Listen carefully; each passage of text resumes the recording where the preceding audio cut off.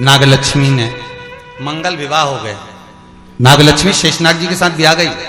एक दिन शेषनाग जी नागलक्ष्मी के साथ में भ्रमण कर रहे थे, दोनों घूम रहे थे। लक्ष्मी जी ने देख लिया। लक्ष्मी जी ने नागलक्ष्मी को देखा तो नागलक्ष्मी ने पूछा कि ये कौन है तुम्हारे साथ में? मेरे पति है शेषनाग। ओह ठीक। नाग नागिन का जोड़ा ही ऐसा होता है, पति जाए तो पत्नी बदला लेती है, पत्नी जाए तो पति बदला लेता है। इसलिए हिंदू धर्म की रीति है, गाड़ी के नीचे हाथ में किसी भी रूप में अगर आपसे सर्प मरा है, सर्प की हत्या हुई है, या आपने किसी के द्वारा सर्प पकड़ाकर छुड़वा भी दिया है, तो निवेदन रहता है चांदी का एक नाग नागिन छोटा सा बनाकर, छोटा सा उसको शक्कर के कलश में रखकर बांधकर शिव मंदिर में रखकर आ जाइए, उसको दे दो शिव बाबा को कि अब हमारी तरफ से हमने हाजिरी लगा दी, हमसे दुख, हमसे गलती हुई, हम क्षमा चाहते हैं। गलती मनुष्य से होती है, मानव से होती है, हो गई गलती, अब आपको साधन है। स्वप्न में अगर सांप दिख रहा है, स्वप्न में सर्प नजर आ रहा है, पान का पत्ता, तांबुल पान का पत्ता, उस पान के पत्ते पर एक लाल चंदन से सर्प बना और सर्प बनाकर उसका शिव मंदिर में स्पर्श कराकर बहते पानी में छोड़कर आ जाइए, सर्प दिखना बंद, स्वप्न में कभी नहीं दिख सकता। सर्प का घर में सर्प आ रहा है, आस्तिक मुनि का स्मरण करिए, 5 लौंग, एक नाग नागिन का जोड़ा छोटा सा, किसी भी स्थान पर ईशान कोण के अंतर्गत उसको थोड़ा सा खड्डा खोदकर 5 लौंग के साथ नाग नागिन के जोड़े को दबा दीजिए, मिट्टी डाल दीजिए। घर में जब नाग नागिन का जोड़ा आप दबाएं तब आस्तिक मुनि का नाम लेकर दबाएं, मां मनसा का नाम लेकर दबाएं, जो नागों की बहन है, उस मनसा देवी का स्मरण कर कर उसको डाल दे। आज भी हमारे यहाँ हिंदू धर्म नीति है, जब पहला कालम नए मकान का, पहला कालम जब भराता है, उसमें तांबे के कलश में नाग नागिन रखकर, कमलगट्टा रखकर, अमरबेल रखकर, थोड़ी सी सरसों रखकर उसका पूजन कर कर, पहले कालम के अंदर जो पहला कालम भराएगा, गड्ढे का पहला जो सरिया रखाता है, कालम भराता है, वास्तु पूजन के हिसाब से उसमें रखा जाता है। और वो तो वो उसके रखने के बाद भी जब मकान का मुहूर्त होता है तो वास्तु पूजन में नाग नागिन का जोड़ा रखाता है, वो भी उस मकान में कहीं ईशान के अंतर्गत उसको दबाया जाता है, उसको भी। इसलिए कह देते हैं यहाँ पत्थर मत लगाना, यहाँ टाइल्स मत लगाना। पंडित जी से पूछोगे तो ब्राह्मण बता देगा इस जगह पर टाइल्स ना लगाइए, इस जगह पर पत्थर ना लगाइए, यहाँ पर वो गोला रखा जाएगा, यहाँ पर वो नाग नागिन का जोड़ा रखाएगा वास्तु पूजन के बाद। 4 लोहे की कील, नागफणी कील, वास्तु पूजन में चारों मकान में चारों तरफ लगाई जाती है। क्यों लगाते हैं? कि कोई दोष हुआ हो, कोई जीव यहां रहता हो, सर्प का निवास हो, अगर मकान बनाने में टूट गया हो, किसी का मन दुखा हो, तो वो मन ना दुखे। क्षमा याचना, परम आभूषण है क्षमा मांग लेना, परम आभूषण। गलती करो तो क्षमा मांगने में देरी ना करो, हो गई गलती, हो क्षमा है, हम क्षमा मांगो। हे शंकर, हे शंभु, हे त्रिकालदर्शी, हे कैलाशी, हे अविनाशी, क्षमा कर दीजिए, गलती हो गई। समय बदलना तुम्हारे व्यवहार को, तुम्हारे जीवन को, तुम्हारी तकलीफों को बदलने की सामर्थ्यता या तो गुरु में होती है या फिर महादेव में होती है, किसी की सामर्थ्यता। तुम्हारा जो गुरु होगा वो तुम्हें सतमार्ग बता देगा, तुम्हारा जो गुरु होगा वो तुम्हें एक मंजिल तक पहुंचाने का प्रयास करेगा, और वो गुरु भी तुम्हें शिव तक ले जाकर छोड़ देगा, परमात्मा तक ले जाकर छोड़ देगा। फिर परमात्मा, मेरा देवाधिदेव महादेव, मेरा राम, मेरा कृष्ण, मेरा शिव, मेरा दत्त, मेरी भवानी मां दुर्गा, मेरा वल्लभ, मेरा कृष्ण, मेरा गोवर्धन नाथ, मेरा वेंकटेश, ये फिर कहीं ना कहीं आपका समय, आपका वक्त बदलने में फिर देरी नहीं करेंगे। हम पहले भी कथा में कहें, आज फिर कह रहे हैं, आपने अगर मंदिर का द्वार संभाला है, आपने कथा संभाली है, आपने परमात्मा के उस कथा के पंडाल में जाकर जगह संभाली है, तो घर तुम्हारा उसने संभाला है, फिर आपको नहीं संभाला। आपने केवल पहुंचकर थोड़ी व्यवस्था संभाल ली, आपने पहुंचकर, कितने कितने कार्यकर्ता यहां लगे हुए हैं। गांव बड़ा छोटा सा है पर मन बड़ा मोटा सा है?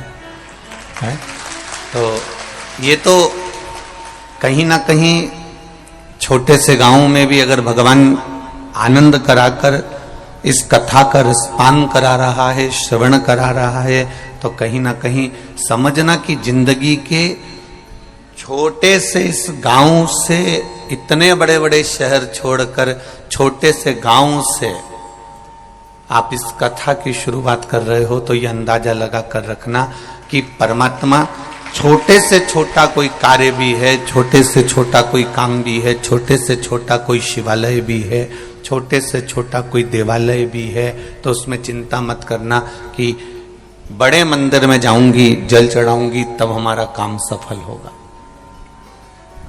बड़े मंदिर में जाऊंगी, तब हम मंदिर में जल चढ़ाएंगे, तब जाकर भगवान हमारी सुनेगा। या बहुत बड़े मंदिर में जाऊंगी, बहुत प्रचलित मंदिर में जाऊंगी, तब भगवान हमारे कार्य को सफलता देगा। ऐसा नहीं है। छोटे से छोटे शिवालय में भी आप जाओगे, छोटे से छोटे मंदिर में भी आप जाओगे, तो भी उसमें मेरा परमात्मा ही मिलेगा, दूसरा कोई नहीं।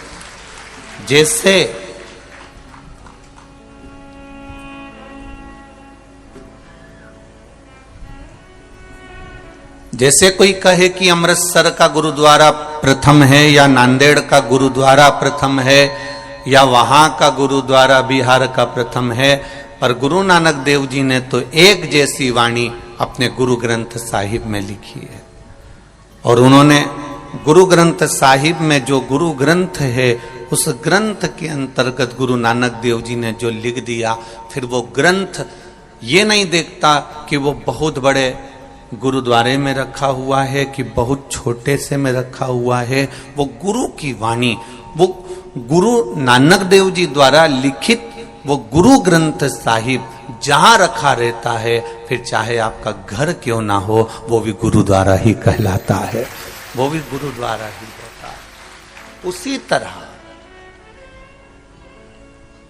शिव शंकर ओघड़दानी, मेरे बाबा, मेरे कुबेर भंडारी, भले तुम्हारा घर में छोटा सा शिवालय हो, तुम्हारे घर में छोटा सा देवालय हो, तुम्हारे गांव में छोटा सा शिवालय हो, छोटा सा देवालय हो, परंतु जहां वो रखा हुआ है वो कोई छोटा नहीं होता।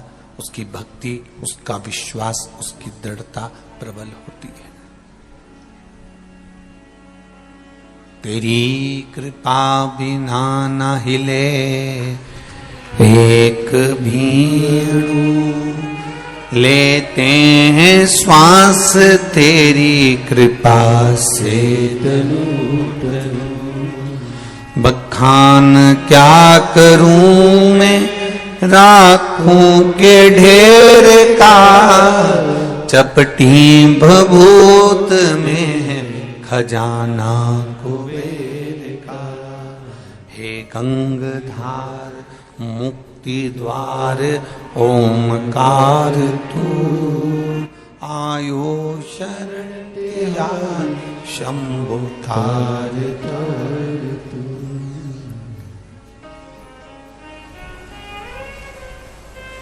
क्या क्या नहीं दिया हमें, मैं क्या बखान करूं, हम क्या बखान करें, वो क्या नहीं दे दिया।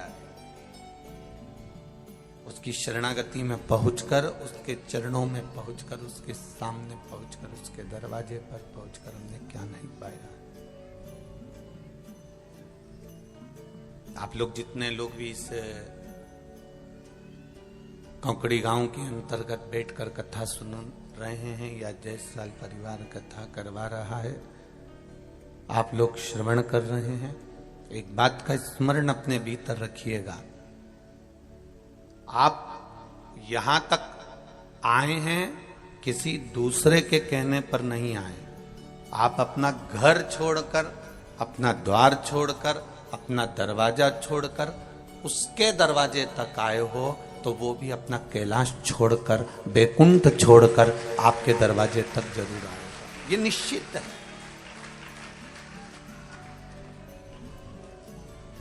आप उसकी चौखट तक पहुंचे हो तो वो भी आपके द्वार तक तो आएगा।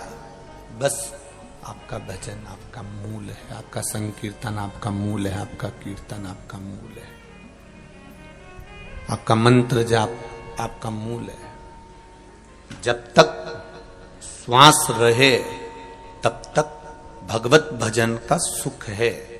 जब तक दांत रहें तब तक खाने का सुख है। जब तक नेत्रों में रोशनी रहे तब तक मोबाइल चलाने का भी सुख है। लैपटॉप भी चला सकते हो, देख भी सकते हो।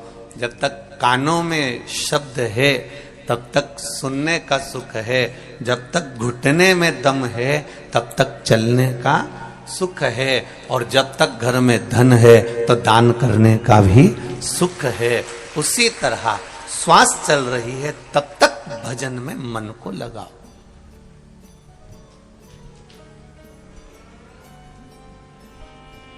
ये पुलिस की नौकरी करने वाले जितने होते हैं, मिलिट्री की नौकरी करने वाले जितने होते हैं, कंपनी की नौकरी करने वाले जितने होते हैं, इनके पास में पद होता है तो ड्रेस काम करती है। बोलो करती कि नहीं करती? अगर मालूम पड़े कि ये रिटायर हो गए और रिटायर होने के बाद में ड्रेस पहन ले, पुलिस की पहन ले या मिलिट्री की पहन ले या फिर कोई कंपनी की पहन ले और जाकर रुआब दिखाएं, तो फिर कोई रुआब मानेगा? अरे बोलो तो रे, नहीं। पद है तो ड्रेस भी काम कर रही है। फिर आपका केवल आप जाके खड़े ही हो गए ना तो आपकी ड्रेस ने काम कर दिया। पद गया तो ड्रेस पहनकर कहीं पर भी घूम लो, वो काम नहीं करेगी। कुर्सी पर बैठे हो, जब तक तुम्हारा पद है तब तक तुम्हारे सिग्नेचर काम करेंगे। रिटायर हो गए, उसके बाद में बैंक में जाकर बैठ भी जाओगे, कुर्सी पर बैठ भी जाओगे, एसपी, डीएसपी, कलेक्टर, टीआई उसकी कुर्सी पर अगर बैठ भी जाओगे तो सिग्नेचर काम नहीं करेंगे, क्योंकि अब तुम रिटायर हो गए हो। आए हो, बैठो, मना नहीं है, और तुम्हारे सिग्नेचर किसी काम के नहीं है। अब तुम्हारे सिग्नेचर से कुछ नहीं होगा, तुम्हारे बैंक में से बस पैसा निकालो, धरो, यही काम का है। इसके सिवाय गवर्नमेंट के वहां काम का कुछ नहीं है। जब तक पद है तब तक सिग्नेचर काम का है। जब तक श्वास है तब तक ये शरीर काम का है, जिसको भगवत भजन में लगा सकते हो। इसके बाद इसका कोई मूल नहीं। श्वास निकलने के बाद में, पद जाने के बाद में फिर ड्रेस किसी काम की नहीं होती। उसी तरह श्वास निकलने के बाद में ये शरीर किसी काम का नहीं होता। इस शरीर का कोई काम नहीं है। फिर ये बस प्राण गए और शरीर का कोई काम नहीं। अब तुम इसको काजल लगा लो, चाहे इसको लाली लगाओ, चाहे इस शरीर को मेहंदी लगाओ, चाहे महावूर लगाओ, चाहे इसका जूड़ा बनाओ। अब ये शरीर जब जलने के लिए जा रहा है, इसमें से श्वास निकल गई, फिर शरीर का कोई मूल तत्व नहीं। भगवान ने मौका दिया, उस मौके पर अगर आपने चौका नहीं लगाया, उस मौके पर अगर आपने छक्का नहीं लगाया, उस मौके पर यदि आपने कितना मौका मिलता है। एक ओवर में कितनी गेंद डाली जाती है? कौन ने कहा? एक ओवर में एक ही गेंद डाली जाती है, वही गेंद बार बार आती है।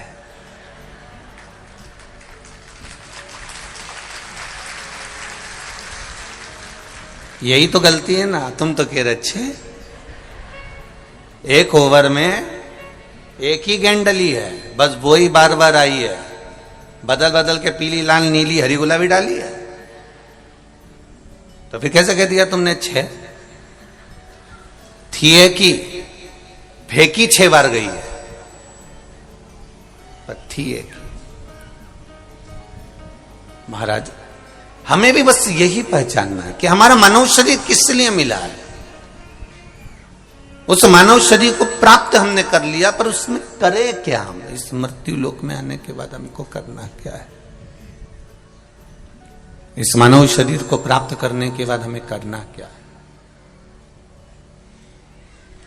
हमें मिल तो गया, पर उसका उपयोग क्या है?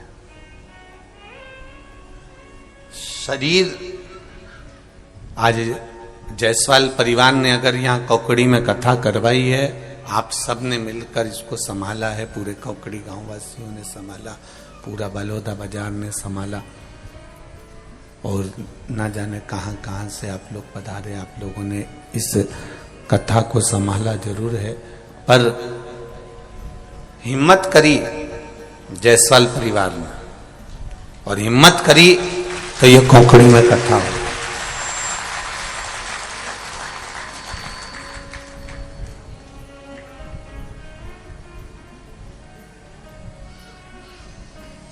आप भी मन लगा लोगे, चित्त लगा लोगे, इस हृदय को, इस दिल को अगर परमात्मा से लगा बैठे, तो फिर सोचना नहीं है।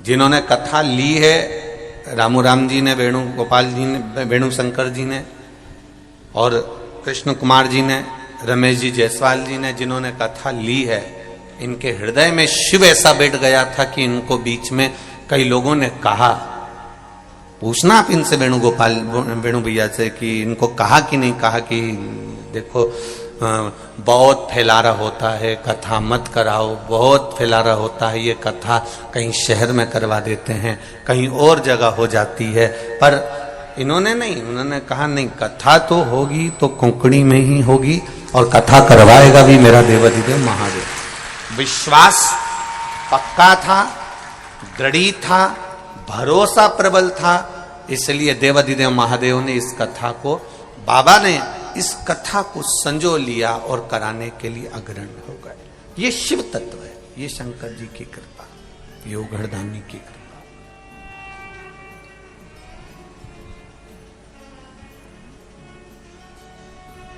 मिने तेरे ही भरोसे ओ बाबा, तेरे ही भरोसे हवा बिच उड़ती जावांगी, बाबा डोर हटो छड़ी नाम कटी जावांगी।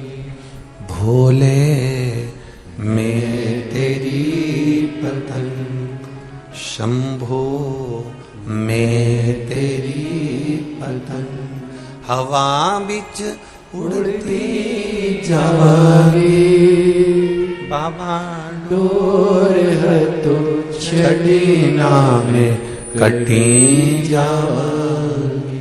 भगवान की ये पावन कथा सुनने का मौका मिला है, सौभाग्य प्राप्त हुआ है,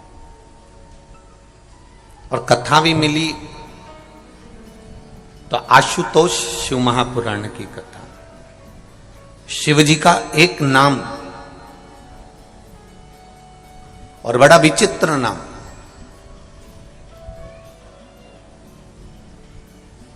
जिस नाम को हम जानकर पहचान सकते हैं कि आशुतोष का मतलब होता है शीघ्र प्रसन्न होने वाला, शीघ्र देने वाला, अपमान को भी वो सहज भाव में ले लेता है। पूरी शिव महापुराण को उठाकर देख लो, शंकर जी का कोई दुश्मन मिल जाए तो बता देना, पूरी शिव पुराण को देख लो, और जितनी शिव महापुराण की कथा तुमने अभी तक उठाकर सुनी हो, देखी हो, उसमें एक भी बता दो जो शंकर जी का दुश्मन। भस्मासुर शंकर जी का भक्त था, तारकासुर शिव जी का भक्त था, बाणासुर शिवजी का भक्त था, गजासुर शिवजी का भक्त था, शंखचूर्ण शिवजी का भक्त था, जलंधर शिवजी का भक्त था, रावण शिवजी का भक्त था,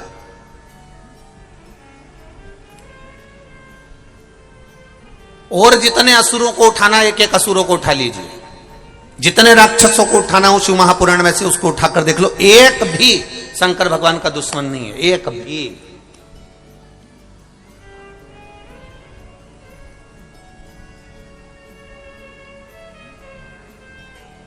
भस्मासुर,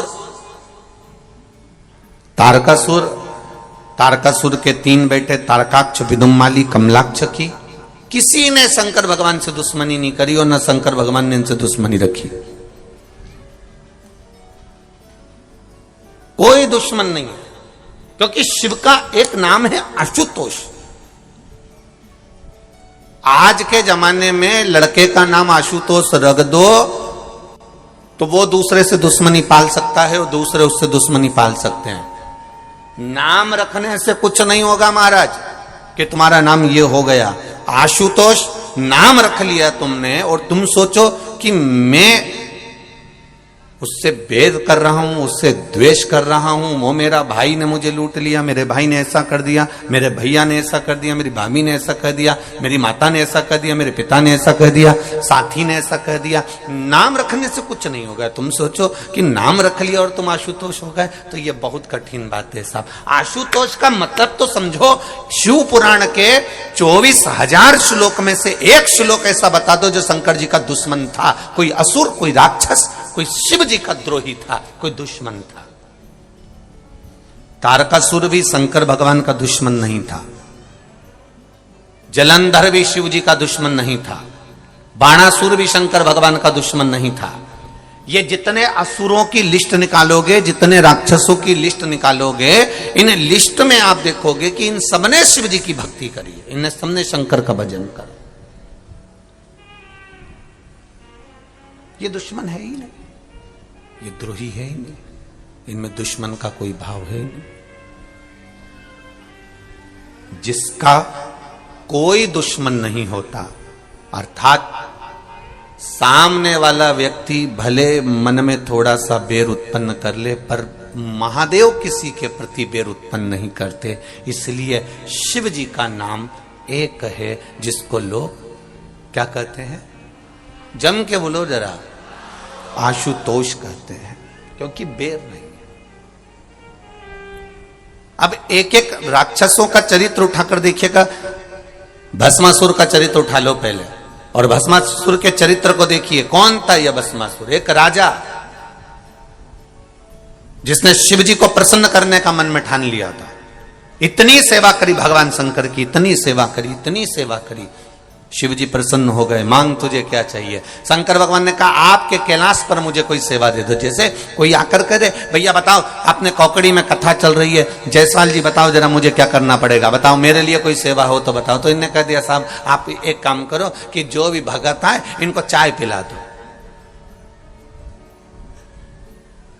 हमने कहा चाय तो पिला दूंगा, पर दिक्कत यह है कि दूध ला सकता हूं, पत्ती ला सकता हूं, गैस ला सकता हूं, भट्टा ला सकता हूं, पर बनाएगा कौन? दिक्कत वहां खड़ी हो गई। पिलाएगा कौन? तो क्या पिलाने वाले तो यहां बहुत भगत हैं साहब, जो कथा सुनने आता है वो सेवा में लग जाता है, तो पिलाने वाला तो ढेर मिल जाएगा, पर बनाने की आफत है कि भैया। और बनाने वाला भी चतुर चाहिए। मालूम पड़े ज्यादा अदरक डाल देने, दूध फटी गया, चाय पूरी फट गई, फिर क्या होगा? जो दूध लेकर आया था वही चिल्लाएगा तेरे को नहीं आती थी तो तूने बनाई क्यों? क्यों? किसने कहा तेरे को बनाने का? तुझे आती नहीं है तो क्यों बना रहा? भस्मासुर ने भगवान देवादिदेव महादेव से कहा, जितने लोग इस कथा को सुन रहे हैं आस्था चैनल पर, फेसबुक, यूट्यूब पर, जितने लोग इस कौकड़ी छोटे से गांव में हजारों की संख्या में, लाखों की संख्या में जितने लोग कथा श्रवण कर रहे हैं, ये तीनों डूमों में बैठकर, तीनों पंडालों में बैठकर उनसे निवेदन करूंगा जरा ध्यान लगाकर सुनना। आशुतोष केवल नाम नहीं है, आशुतोष का गुण भगवान शिव के भीतर समाया है। वो आशुतोष का तत्व हमारे भीतर होना चाहिए, हमारे भीतर वो आशुतोष का तत्व होना चाहिए। क्यों कहते हैं? जिस लड़का और लड़की का संबंध टूट रहा है, अदालत में केस चल रहा है, जरा सी बात के पीछे तलाक की बात हो गई, तो क्यों कहा जाता है कि आशुतोष नाम से शंकर भगवान पर जल चढ़ाना प्रारंभ करो? वो ग्रस्त जीवन वापिस जुड़ जाएगा और परिवार एक हो जाएगा और दोनों में विवाद नहीं होगा। आशुतोष नाम में इतना फल है हमारा। केवल एक आशुतोष नाम का स्मरण कर लेना, आशुतोष नाम का केवल उच्चारण कर लेना कोई साधारणता नहीं है।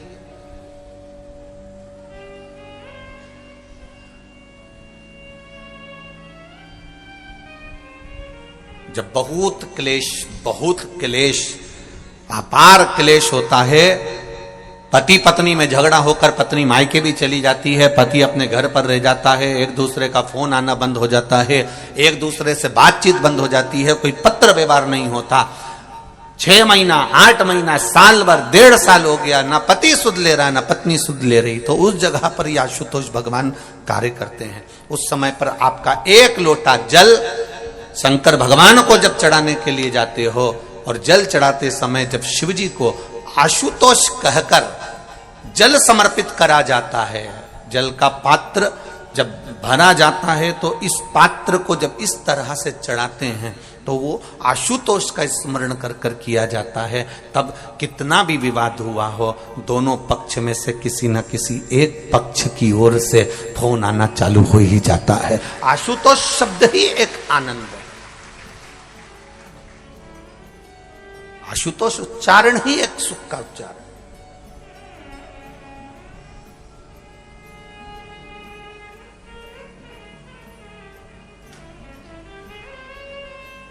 भस्मासुर ने पूछा मेरे लिए सेवा। शिव जी ने कहा क्या सेवा दूं तेरे को? पार्वती जी बोली कोई तो सेवा देना पड़ेगा, आपका भक्त है, भजन कर रहा है, पूजन कर रहा है। अब इतनी दूर से आए लोग और पूछे कोकड़ी में आने के बाद हमको सेवा बताओ, तो जो बोले ना साहब सेवा बताओ सेवा बताओ सेवा बताओ, कोई ऐसी सेवा बताओ साहब कि वो सेवा के लिए फिर सोचे कि दादा बड़े गजब फंसे रे, बड़े गजब फंसे। पर लोगों को सेवा कहां चाहिए? हमें मंच की सेवा दो, हमें स्टेज की सेवा दो, हमें फूल माला की सेवा दो, हमें पंडाल की सेवा दो, हम सीटी बजाएं ने सबको बिठाएं।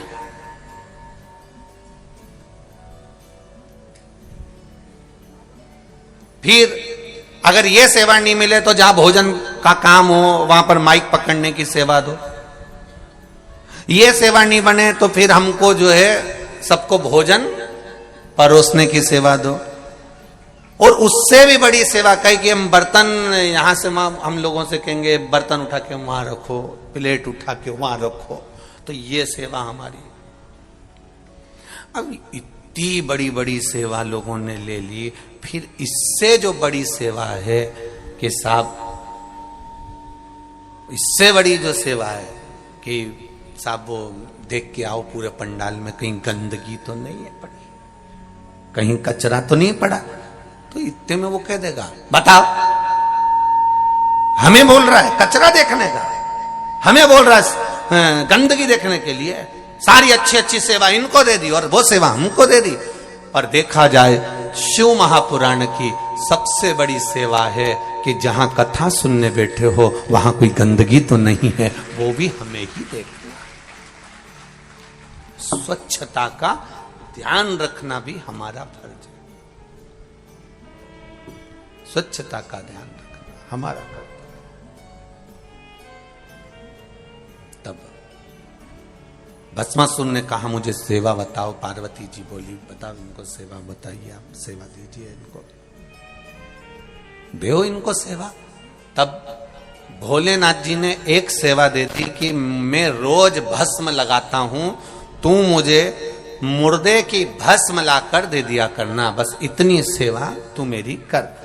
अब भस्मासुर ने कहा प्रभु वाह क्या सेवा दी है, बहुत बढ़िया सेवा है, अब बताओ कहीं का होता तो कह देता बताओ मुर्दे की भस्म लेने भेज रहा है मेरे को, पर भगवान ने कहा नहीं तू मुर्दे की भस्म ढूंढ के ला। अब ये रोज जाता मुर्दे की भस्म लेकर आ जाता, रोज जाता शमशान से मुर्दे की भस्म लेकर आ जाता, रोज जाता मुर्दे की भस्म लेकर आ जाता। साल निकल गए, अब कोई जरूरी है कि रोज कोई मरेगा?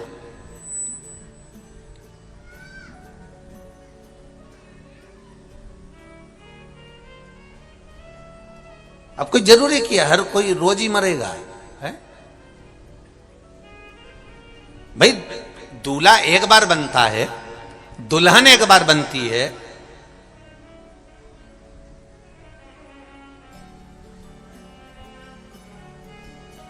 तो कोई जरूरी है कि हर बार दूल्हा दुल्हन बने वो? नहीं नहीं नहीं। अब कोई मरा ही नहीं।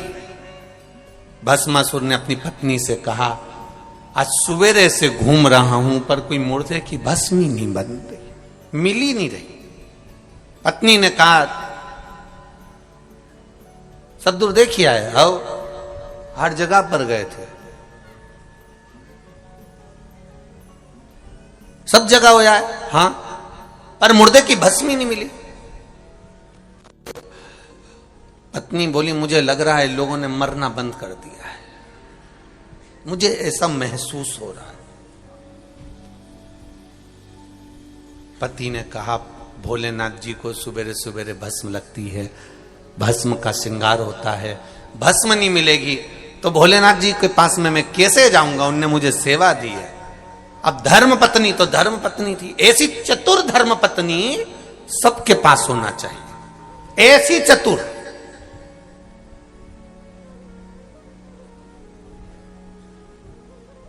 लोगों को लगता जरूर है कि गणेश जी के पास में रिद्धि सिद्धि है, नारायण जी के पास में लक्ष्मी है, भगवान ब्रह्मा जी के पास में ब्रह्माणी है, ब्रह्मा जी के पास में ब्रह्माणी है, भगवान विष्णु के पास में लक्ष्मी है, गणेश जी के पास में जम के बोलो रिद्धि सिद्धि है, और हमारे पास में जिद्दी है।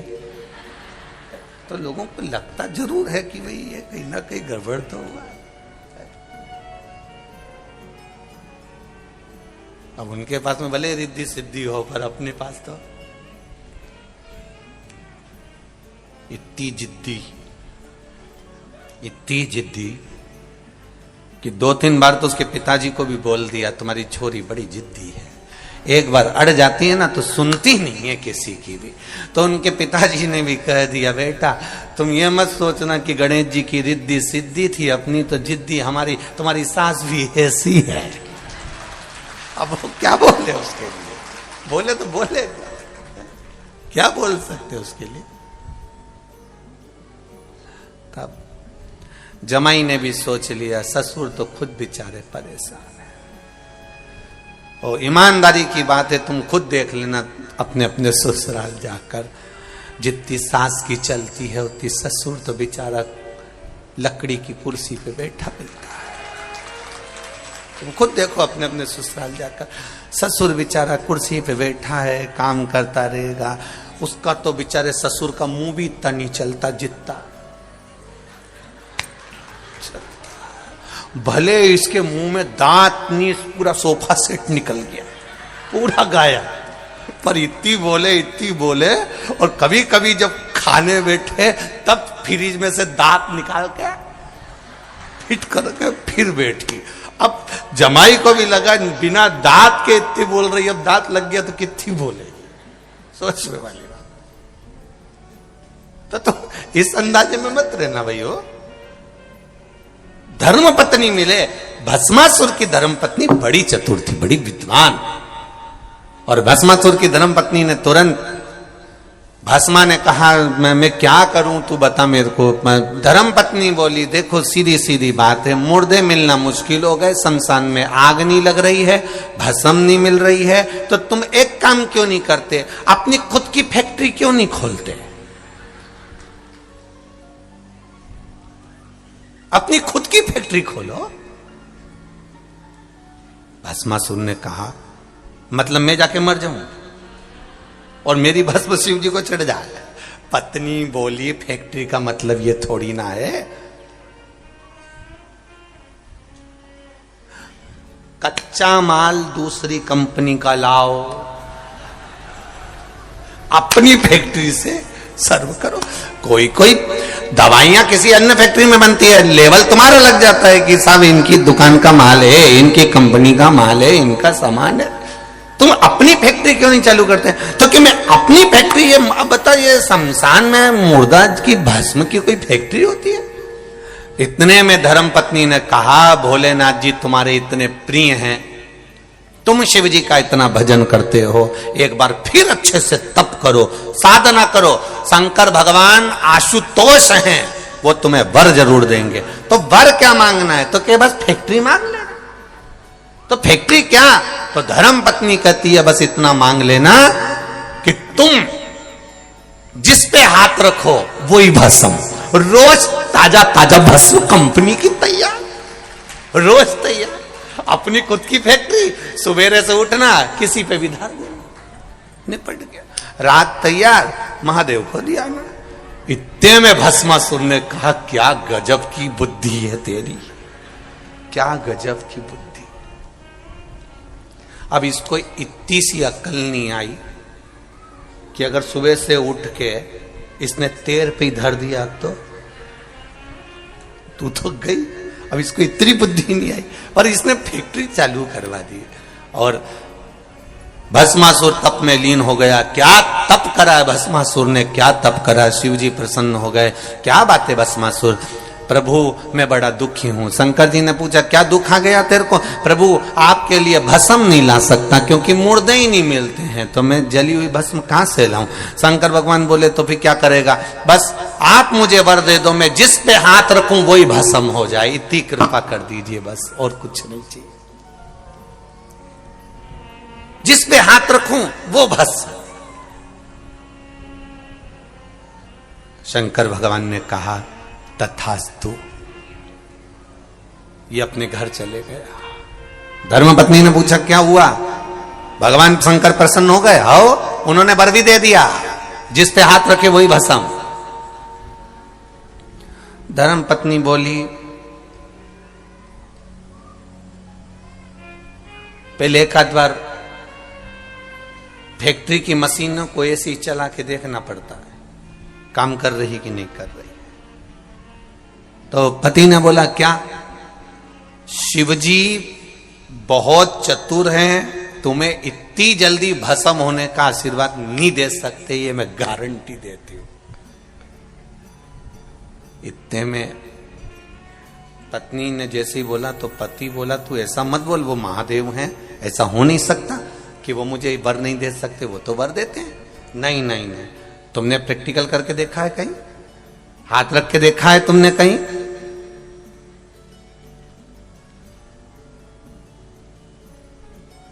पहले फैक्ट्री का मुहूर्त श्री गणेश वहीं से होना चाहिए जिन्होंने वरदान दिया। मतलब शंकर जी के ऊपर पहले हाथ रख के देखो, अगर वो भस्म हो जाए तो समझ लो कि तुम्हारा आशीर्वाद तुम्हें अच्छा मिल गया, और नहीं हो तो समझ लो ने झूठा वरदान दिया। अब भस्मासुर वापिस पहुंच गया। हर हर महादेव। शंकर भगवान ने पूछा दादा कैसे आ गया? कुछ नहीं, आपके ऊपर हाथ रख के देखना है। शिव जी बोले क्यों? शंकर भगवान बोले तू मेरे ऊपर हाथ क्यों रखना चाहता? बस मुझे देखना है कि आपने जो भस्म का आशीर्वाद दिया वो सही है कि गलत है, क्योंकि सुबेरे सुबेरे मालूम पड़े मैं गया ब्रह्म मुहूर्त में, मैंने जाकर किसी के ऊपर हाथ रख दिया और वो भस्म ही नहीं हुआ, और मालूम पड़े तुम्हारे लिए भस्म लाना और मिली नहीं, तो फिर मैं क्या करूंगा? इसलिए मैं तो आज ही प्रैक्टिकल करना चाहता हूं। शंकर भगवान बोले क्या करेगा? बस आप पर हाथ रखूंगा। शिव जी ने बोले मैं अब भी नंदी को बुलाता हूं। तो भस्मासुर बोला नंदी की क्या जरूरत है? शंकर भगवान बोले तुझे जरूरत नहीं, जरूरत मुझे। तुझे जरूरत नहीं है, बस नंदी की जरूरत मुझे है। तो तुम नंदी से क्या करोगे? शंकर भगवान बोले रुक तो जा। और जो शंकर जी ने डमरू खड़काया, जो डमरू बजाया, नंदी आया।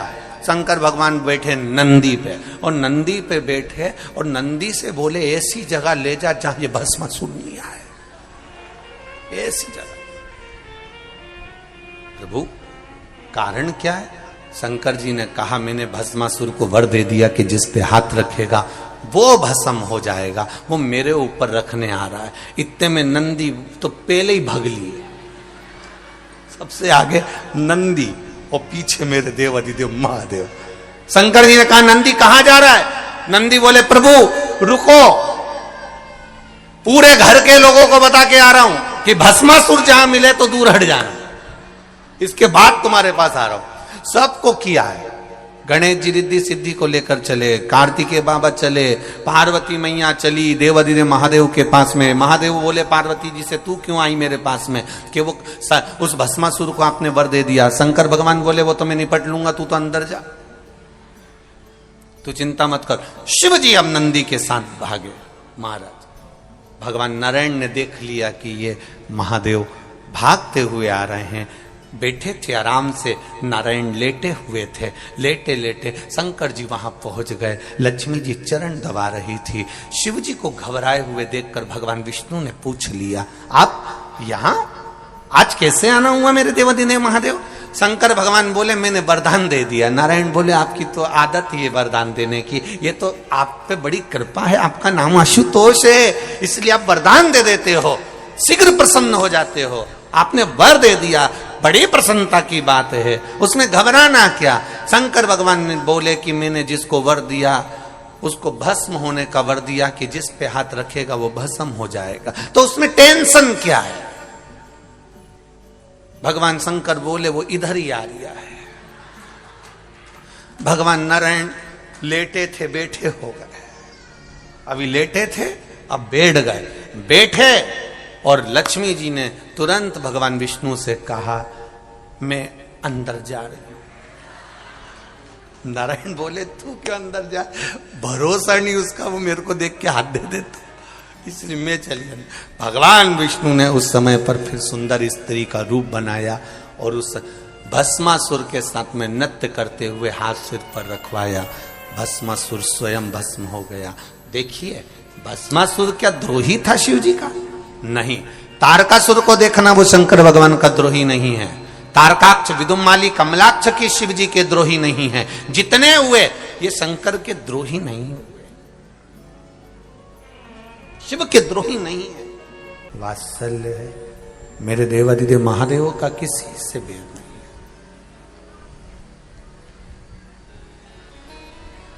है। जितना बैर 33 कोटि देवी देवताओं का रहा है देवताओं से, ऐसा बैर कभी मेरे महादेव का नहीं रहा किसी से। शिव आशुतोष कहला। आप घर पर जाकर शिव महापुराण की पोथी को पढ़िएगा।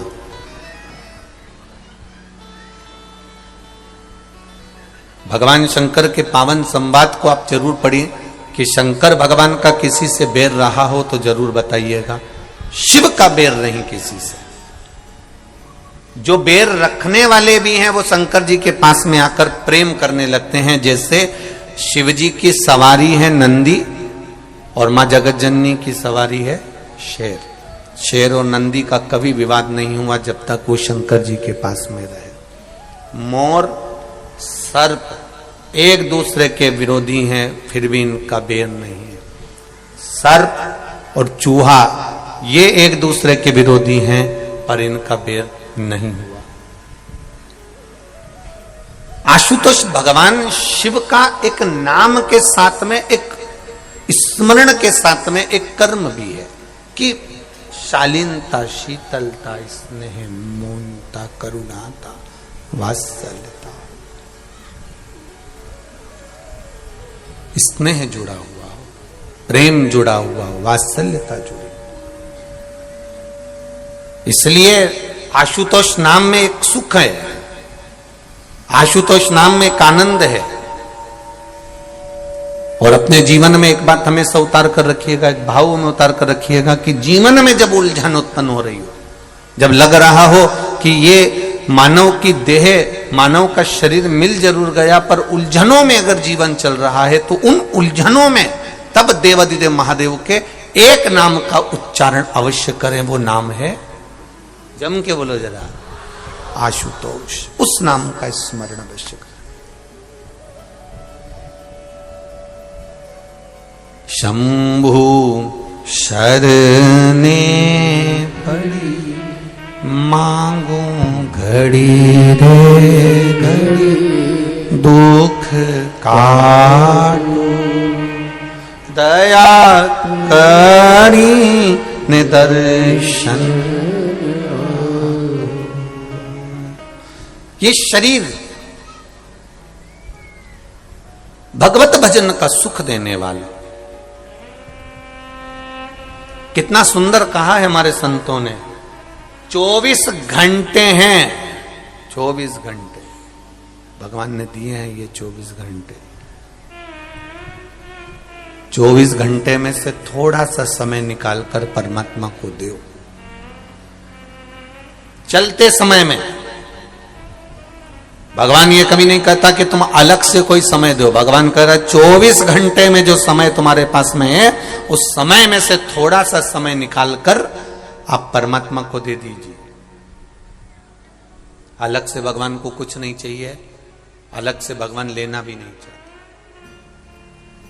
भगवान तो कहते हैं जो तेरा चल रहा है उसी चलते में काम करो। दुकान अच्छी चल रही है, किराने की दुकान अच्छी चल रही है, कपड़े की दुकान अच्छी चल रही है, घी की दुकान अच्छी चल रही है, बर्तन की दुकान अच्छी चल रही है, किराने की दुकान अच्छी चले। कहीं मौका मिल जाए, किसी गरीब कन्या का विवाह है, किसी गरीब बड़े के घर में शादी है और बेटी को ब्याह है, और तुम्हें मालूम पड़ जाए कि गरीब की छोरी का ब्याह है, तो किराने की चलती हुई दुकान में से थोड़ा सा सामान निकालकर उस बेटी के ब्याह में पहुंचा दो। चलते में दान कर। कपड़े की दुकान है, चल रही है, चलती दुकान में से थोड़ा सा कपड़ा निकाल कर ले साहब, उनकी बेटी का ब्याह है, नहीं उसके पास में इतना, ले जाओ सब दिया।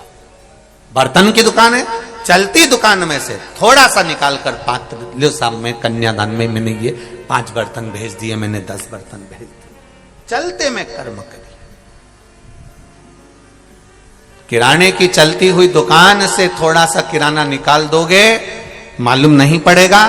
कपड़े की दुकान में से, चलती हुई दुकान में से थोड़ा कपड़ा निकाल दोगे, मालूम नहीं पड़ेगा। उसी तरह बर्तन की चलती हुई दुकान में से थोड़ा सा बर्तन निकाल दोगे, मालूम नहीं पड़ेगा। उसी तरह इन 24 घंटे जो चलते रहते हैं, इन 24 घंटे में से अगर 3 घंटा महादेव के लिए निकाल दोगे तो मालूम नहीं पड़ेगा। ये मालूम नहीं पड़ने वाला है। ये आनंद, गला पकड़, ये सुख, ये आनंद देने वाला है, ये समृद्धि देने वाला। चलते में निकालिए। जब चलते में निकालोगे तो उसका एक आनंद दूसरा रहेगा। आए हैं यहां पर बहुत सारे लोग कथा श्रवण करने के लिए, कईयों के पत्र भी आए। देखो कितना भाव से पत्र लिखे हैं, देखिए।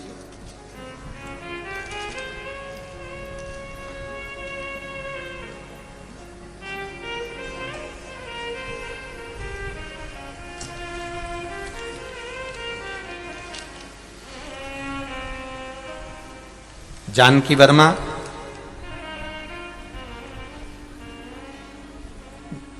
तुलसी मानपुर ग्राम, जिला रायपुर से आए हैं।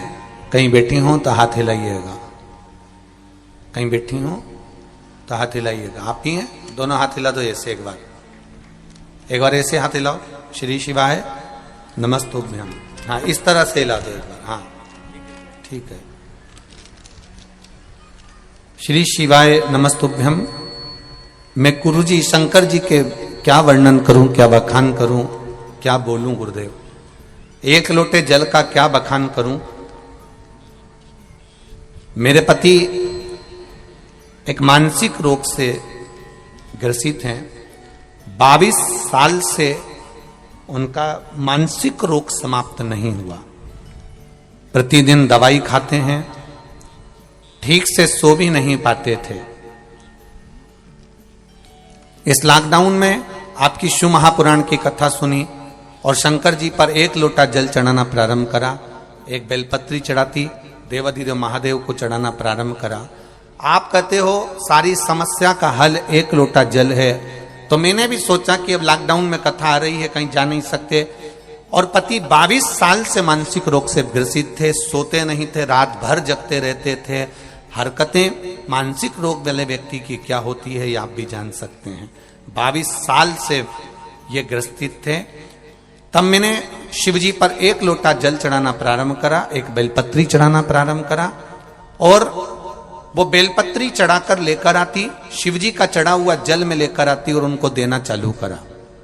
कई बार उन्होंने नहीं भी खाया तो भी मैंने उनको खिलाया। बेलपत्र खिलाकर पानी पिला देती है। बाबा की कृपा ऐसी हुई गुरुदेव, अब वो धीरे धीरे ठीक हो गए हैं, उनकी दवाइयां बंद हो गई हैं और वो रात्रि को सोते भी हैं, और उनका जो मानसिक रोग था अब धीरे धीरे बाबा की कृपा से संतुलित हो गया, वो ठीक हो गए। गुरुदेव, मेरा एक पुत्र है, पिछले 7 वर्ष से उसकी नौकरी मेरे घर से बहुत दूर थी। मैंने बाबा से प्रार्थना करा, बाबा तूने मेरे पति को 22 साल जो मानसिक रोगी रहा, जिसको रात की नींद चली गई थी, रात भर बैठा रहता था, ऐसे 22 साल के रोगी को तू ठीक कर सकता है, तो मेरा बेटा बहुत दूर जॉब करता है, नौकरी करता है, ऐसी कृपा कर दे कि मेरे नजदीक में उसकी नौकरी लग जाए। मैंने जल चढ़ाया, रोज जल चढ़ाती, घी का दिया लगाती, और बाबा को एक दिन बेलपत्री पर लगाया हुआ शहद चिपका कर आ गई। गुरुदेव, जिस दिन लगा कर आई उसके 15 दिन बाद ही मेरे बेटे का नौकरी में ट्रांसफर हो गया और मेरे गांव के पास में उसकी नौकरी हो गई। मैं बाबा को धन्यवाद देने के लिए आई। आनंद करो, श्री शिवाय नमस्तु। ये शिव है ओ घड़ी, तेरी कृपा बिना नहीं ले एक भी अणु, लेते हैं श्वास तेरी कृपा से तनु तनु। ये उसकी करुणा, उसकी कृपा, उसकी उदारता, उसकी दया, ये उसकी कृपा है, उसकी उदारता है, उसकी करुणा है। आप दिल से कहेंगे वो दिल से सुनता है, आप दिल से पुकारेंगे वो दिल से श्रवण करता है। अब कहो उसको। एक पत्र और देखिए कितना सुंदर आया है, देखिए।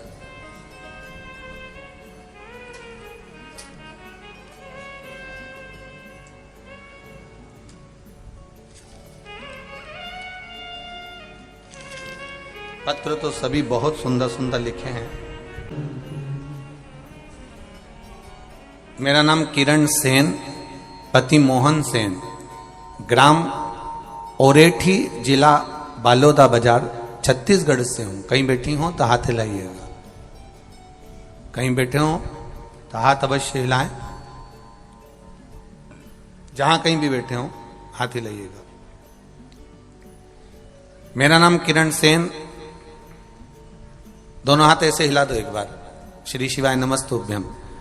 मेरा नाम किरण सेन, पति मोहन सेन, ग्राम ओरेठी, जिला बालोदा बाजार, छत्तीसगढ़ से हूँ। मेरी उम्र 42 वर्ष है। गुरुजी, मेरे शिव शंभू की महिमा का क्या बखान करूं। मेरे बाबा महाकाल की महिमा का अनंत, महाकाल की कृपा अनंत और आनंद में है। गुरुदेव,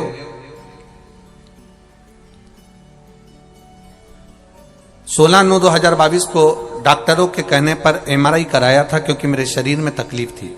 मेरे कमर में आसनी पीड़ा हुई, मैं बिना सहारे के चल नहीं पाती थी, सहारे बिना रह नहीं सकती थी। MRI कराया, रिपोर्ट में बताया गया कि कमर के अंतर्गत में L5, S1, L4, L5 हड्डी दब गई है, नस दब गई है, नस चिपक गई है। डॉक्टरों ने कहा कि 2 दिन के भीतर ऑपरेशन कराना होगा, नहीं तो पैरालिसिस हो सकता है। मैं बिना सहारे के चल नहीं पाती थी गुरुदेव। मेरी तब घबराहट हुई और जानकर मैंने दवाई तो ली, जिसकी रिपोर्ट मैंने लगाई है डॉक्टरों की भी, आप रिपोर्ट भी देख सकते हैं गुरुदेव। मैंने दवाइयां लेना प्रारंभ करी। डॉक्टर ने कहा 2 दिन के अंदर ऑपरेशन कराना है। मैंने वो दवाई लेकर बाबा देवादिदेव महादेव को दी, बाबा कुंदकेश्वर महादेव का नाम लेकर दवाई लेना चालू करा, और 1 लोटा जल 1 लोटा जल और 1 बेलपत्र बाबा देवादिदेव महादेव को चढ़ाया। उस जल को और बेलपत्र को भी खाना प्रारंभ करा। गुरुदेव, बाबा की ऐसी कृपा हुई, जिन्होंने कहा था डॉक्टर सामने कि इसका ऑपरेशन जरूरी है, 15 दिन के भीतर बिना सहारे के खड़ी हो गई और आज मैं बिना सहारे के चलकर बाबा के धाम में या भाटा पारा के इस बालोदा बाजार के नजदीक में शिव महापुराण की कथा को श्रवण करने के लिए आई हूं। बैठिए बहन। श्री शिवाय नमस्तुभ्यम। हर हर महादेव। ये शिव तत्व है, यह औघड़ी है। ये मेरा देव अधिदेव महादेव है, ये मेरा शंकर करुणा सागर है। अब दिल से उसको पुकारेंगे, वो दिल से सुनेगा। अब दिल से उसको कहेंगे, वो दिल से स्वीकार करेगा। अब मानो उसको, अब भावों से दिल से रिझाओ। एक लोटा जल,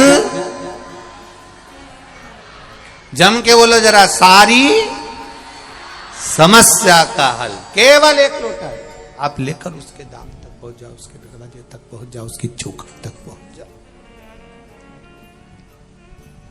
जब आप उसके दरवाजे तक पहुंच जाएंगे, उसकी चौखट तक पहुंच जाएंगे, उसके द्वार तक पहुंच जाएंगे, तो फिर वो स्वीकार कर ले, तेरे मंदिर में आना मेरा काम है और मेरी बिगड़ी बनाना तेरा काम है।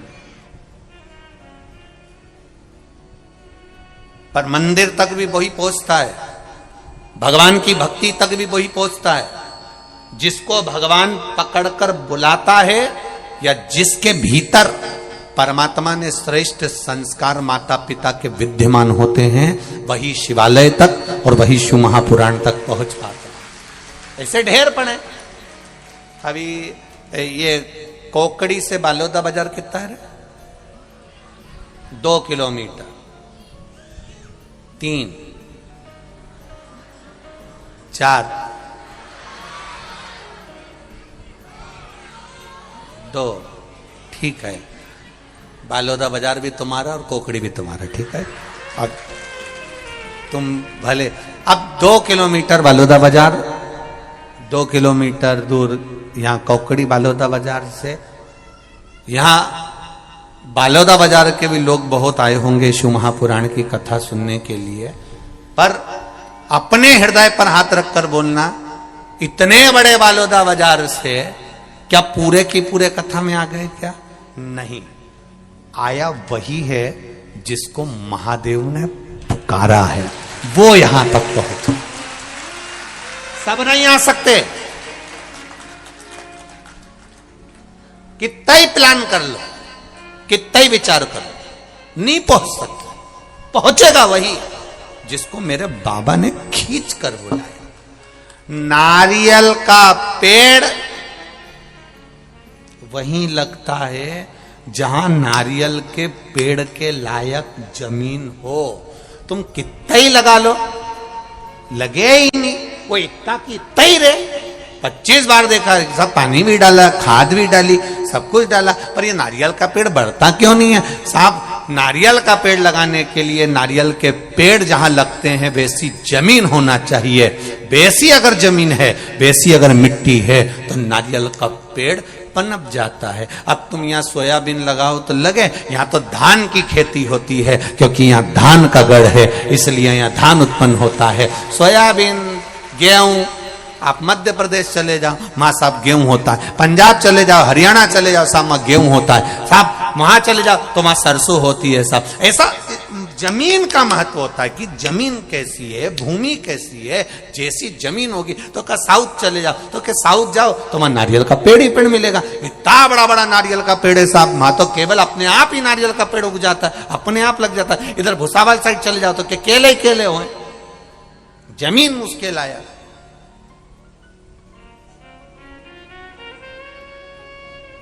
तो इतने बड़े बालोदा बाजार में सब नारियल के पेड़ हो जाएंगे क्या? जमीन जिसकी ठीक है, भूमि, जमीन, मिट्टी जिसकी अच्छी है, नारियल का पेड़ वही होता है। उसी तरह शिव महापुराण की कथा में वही पहुंचता है जिसके माता पिता के संस्कार, जिसके माता पिता के संस्कार प्रबल होते हैं। मिट्टी ठीक है तो नारियल का पेड़ भी ठीक है। माता पिता ने संस्कार श्रेष्ठ दिए हैं, इसलिए वो संस्कारों के बल पर शिव महापुराण की कथा श्रवण करने के लिए पहुंच जाता है। संस्कार के बल लगाओ, कितना भी लगाओ।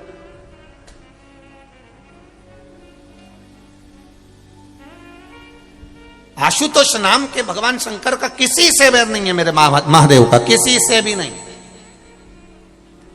2023 की प्रथम कथा, 2023 की पहली कथा 2 जनवरी 2023 में चालू हो रही है, और दिन भी मेरे बाबा का वार, सोमवार, दिन भी सोमवार, और कथा की शुरुआत भी, और कथा भी आशुतोष। ये बता रही है किसी से बैर नहीं करना हमको, किसी से नहीं। घर में रहो, पत्नी पति के साथ रहे, पति पत्नी के साथ रहे, बैर का कोई काम ना रहे। भाई भाई के साथ रहे, बैर का कोई काम ना रहे। बहन भाई रहे, बैर का कोई काम ना रहे। अपनों के साथ रह रहे हो तो बैर का कोई काम ना रहे। किस चीज का बैर करना? भगवान विष्णु और असुरों का बैर रहा, ब्रह्मा जी और असुरों का बैर रहा, इंद्र और असुरों का बैर रहा, और मेरे देवाधिदेव महादेव का कोई बैर नहीं था। मेरे महादेव तो आशुतोष हैं। जो भी तारकासुर ने क्या मांगा था, शंकर भगवान के पुत्र के द्वारा मरूं, तो ये बैर होगा क्या? शिव जी के पुत्र के द्वारा।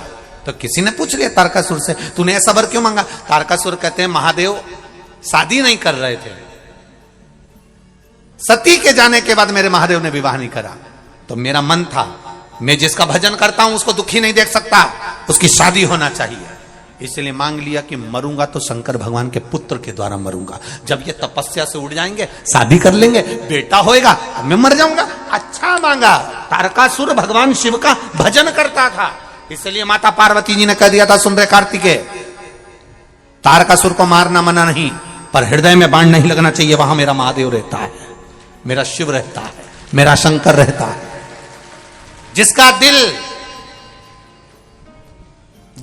दिल, जिसका मन, जिसका हृदय शंकर की कथा में, मेरे देवाधिदेव महादेव की कथा में खुल जाता है, उसको फिर हार्ट अटैक नहीं आता है, क्योंकि दिल में महादेव बैठा होता है। दिल में महादेव बैठा है, चित्त में महादेव बैठा है, भजन में महादेव बैठा है। फिर उसका दिल हॉस्पिटल में नहीं खुलेगा। बस एक बार अगर जिसने दिल लगा लिया, जिसने हृदय महादेव के इस पावन कथा में लगा लिया, महादेव की कथा में खोल लिया, फिर उसको कहीं खोलना, कहां खोलना उसको? एक किसी माता ने पत्र लिखा है, इतनी कर्जे में लदा लूम हो गई थी, लिखा पत्र, वो पत्र ढूंढना पड़ेगा। इतनी कथा में इतनी कर्जे में लदा लूम हो गई कि बेटे लोग, जिसने पत्र लिखा हो खड़ी हो जाना है, अब ढूंढने पहले तो। गुरुजी, मेरा नाम अनसुईया साहू है, मेरे पति का नाम मोहन साहू है। मैं ग्राम दतान पलारी जिला बालोदा बाजार से हूं। कहीं बैठी हो तो हाथ हिलाइएगा, कहीं बैठी हो तो हाथ हिलाइएगा, जहां भी बैठे हो। मेरा नाम अनसुईया साहू है, पति का नाम मोहन साहू है। मैं ग्राम दतान पलारी जिला बालोदा बाजार से हूं। कहीं बैठे हो तो हाथ अवश्य हिलाएं। बैठे हैं, हाथ हिला दो एक बार ऐसा जरा। हाँ, दिख गई, ठीक है, ठीक है। पंडाल के बाहर हो, टेंट के नीचे, ठीक है। श्री शिवाय नमस्तुभ्यं। मैं 15 से 20 साल से डॉक्टरों के पास इलाज के लिए घूम रही थी। गुरुजी, सभी डॉक्टरों ने मेरे शरीर के लिए अलग अलग प्रकार की बीमारियां बताई। बच्चादानी में खराबी बता दी, टीबी बता दी, शुगर, यहां तक कि और भी ज्यादा बीमारियां मेरे को बता दी। मेरे घर में इतना कष्ट था कि मेरे घर की खेती बिकने की नौबत आ गई। मेरे 2 बेटे हैं गुरुजी, टेंशन में मेरे दोनों बच्चे रहने लगे और इतना टेंशन कर लिया कि वो गलत व्यसन की ओर भी चले गए। मेरे घर में पैसा भी नहीं ठहरा, मैं बहुत गरीब परिवार से हूं गुरुजी, मेरा कोई सहारा नहीं था। हार गई, शरीर से भी धन से भी, सब कर्जे में लदालूम हो गया, जमीन भी बिकने की कतार पर आ गई। तब मेरे भोले बाबा ने मेरे को हाथ पकड़ा।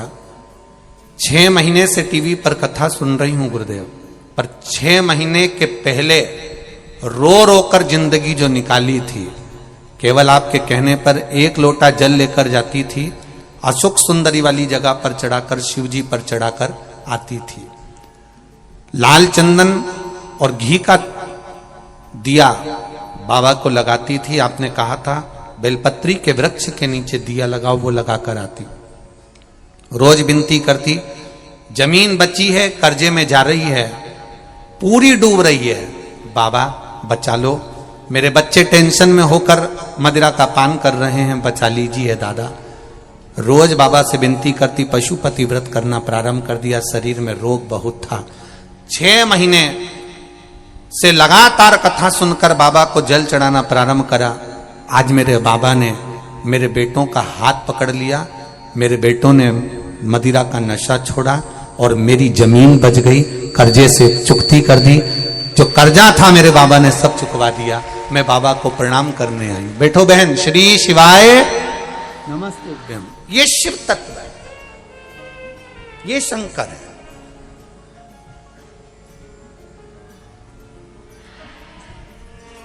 उसकी कृपा, उसका विश्वास, उसका भरोसा।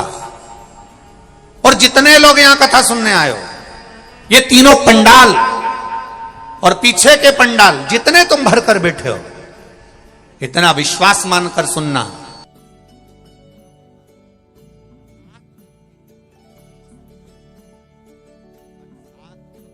श्रवण करने के बाद मेरा बाबा कितना देता है तो मेरा देवाधिदेव महादेव ही जान सकता। जो लोग आस्था चैनल पर कथा सुन रहे हैं, जो लोग फेसबुक यूट्यूब पर कथा सुन रहे हैं, दिल से सुन रहे हो, दिल से। मेरा आशुतोष, जिसको दुनिया के लोग कहते हैं शीघ्र प्रसन्न होने वाला, आशुतोष का मतलब ही है शीघ्र प्रसन्न होने वाला। 1 लोटा जल चढ़ाया, प्रसन्न हो गया। चोर चोरी करने उसके ऊपर चढ़ गया, प्रसन्न हो गया। चोर अपना कपड़ा जलाकर चोरी का सामान ढूंढ रहा, प्रसन्न हो गया। कि इतना प्रसन्न होने वाला देवता दुनिया में कहां होगा, कहां?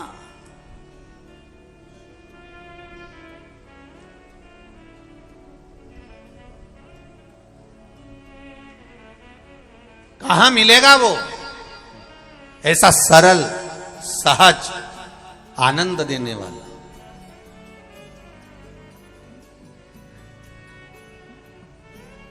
विचार करो जरा।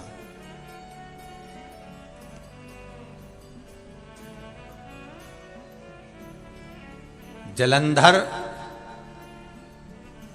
वृंदा के पति, जिसका द्वेष भगवान नारायण के साथ में,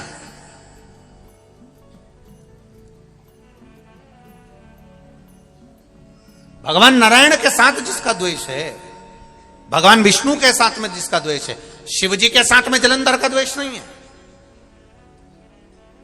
क्योंकि जलंधर हुआ कहां से? शंकर भगवान को क्रोध आया, अवधूत रूप धारण करा। अवधूत रूप के क्रोध को ब्रह्मा जी ने घोड़ा बनाकर समुद्र में डाल दिया और उससे एक बालक उत्पन्न हो गया जिसका नाम जलंधर था। तो शिव जी से बैर क्यों करेगा वो? शंकर भगवान से उसका कोई बैर नहीं। पर मारा किसने? मेरे शंकर भगवान ने मारा। क्यों मारा? क्योंकि मेरे देवाधिदेव महादेव से भगवान नारायण, भगवान ब्रह्मा, 33 कोटि देवी देवताओं ने जाकर कहा ये उत्पात मचा रहा है, धर्म नष्ट कर रहा है। मेरे शिव मारने के लिए आतुर जब होते हैं जब कोई धर्म को नष्ट करे। मेरा शंकर आता तब है जब धर्म नष्ट होता है। ये शिव महापुराण की कथा दुनिया के लोग सुन रहे हैं, सारा संसार, देश विदेश में लोग सुन रहे हैं। जहां शंकर के मंदिर नहीं थे वहां शंकर के मंदिर बन गए। जो शिव के मंदिर टूट रहे थे उन शिव के मंदिर को लोगों ने बचाना प्रारंभ कर लिया। जिन मंदिरों में धूल जमी होती थी उस मंदिर में जाना प्रारंभ कर दिया। जिस मंदिर में कोई नहीं जाता था, कुत्ते बैठे रहते थे, वो मंदिर साफ होकर आज भक्तों ने जाना प्रारंभ कर दिया। कारण क्या है? क्योंकि जब जब धर्म की हानि होती है तब मेरा महादेव सम्मुख में आता है। और देखा मेरे महादेव ने इस भारत की भूमि पर भी कहीं ना कहीं सनातन धर्म टूट रहा है, धर्म की हानि हो रही है, तब शिव पुराण के रूप में मेरा सनातन धर्म को बचाने मेरा महादेव आ गया। सनातन धर्म को बचाने के लिए मेरा महादेव प्रकट हुआ। यह शिव पुराण नहीं है, यह समझ लेना कि कुबेर भंडारी के रूप में, कुबेरेश्वर महादेव के रूप में, यह शिव पुराण नहीं, कुबेरेश्वर महादेव के रूप में सनातन धर्म को बचाने के लिए यह शंकर की गाथा है। शिव तत्व शंकर स्वयं आया है, उसको पहचान। सबसे ज्यादा खुशी होना चाहिए कौकड़ी बालोदा बाजार भाटापारा वालों को, सबसे ज्यादा प्रसन्नता होना चाहिए। क्यों? हमारे नगर के पास में, हमारे क्षेत्र के पास में, हमारे जिले के अंतर्गत देवादिदेव महादेव की कथा हो रही है। कहीं शिव की कृपा होना थी, इसलिए बाबा ने इस कथा को करा दिया। कहीं शिव की कृपा होना थी। क्यों आया? क्या कारण था? इसलिए क्या कारण था?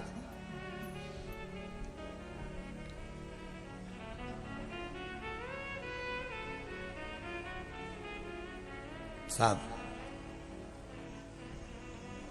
जलंधर का बेर महादेव से नहीं है, पर जब महादेव बैठ गए तप करने के लिए, जब महादेव तप करने के लिए बैठे, मेरे देव अधिदेव महादेव तप की मुद्रा में लग गए। नंदी को मालूम पड़ा कि मेरे भोलेनाथ आज काशी से घूम कर आए हैं, शरीर बहुत, मेरे देव अधिदेव महादेव काशी से आए हैं तो जरूर अब दूर से आवे तो थक जावे, कैलाश आए हैं, लगा उनको जाऊं जरा पूछूं। जो पहुंचे, जैसे ही पहुंचे, क्या देखा? नंदी ने, पार्वती मैया तो अंदर थी, मेरे देव अधिदेव महादेव तप की मुद्रा में बैठे हुए थे। उनके शरीर से ओमनाद हो रहा था, शरीर से ओमनाद। नमः शिवाय, ओम नमः शिवाय, नमः शिवाय, ओम नमः शिवाय, नमः शिवाय, ओम नमः शिवाय, नमः शिवाय, ओम नमः शिवाय। पहले भी कथा में कहा, नारी नमः शिवाय से चालू करती है, वो सुना है कि नहीं सुना? सुना है सबने। और पुरुष ओम नमः शिवाय से चालू करता है, दोनों में अंतर है। नारी क्या बोलती है? नमः शिवाय, ओम नमः शिवाय, नमः शिवाय, ओम नमः शिवाय। और पुरुष जो गुणगान करता है वो ओम नमः शिवाय, ओम नमः शिवाय, ओम नमः शिवाय, ओम नमः शिवाय। दोनों के गुणगान में अंतर। शिव बैठे हैं, मेरे महादेव बैठे हैं, कैलाश पर्वत पर विराजमान है। मेरे देवादिदेव महादेव शंकर आनंद के साथ बैठे थे, तप मुद्रा में थे, शब्द निकल रहा शरीर में से, ओम नाद निकल रहा शरीर में से, शरीर में से ओम नाद निकल रहा।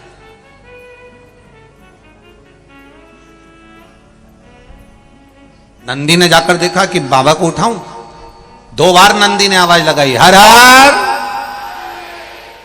बोल बम का नारा है।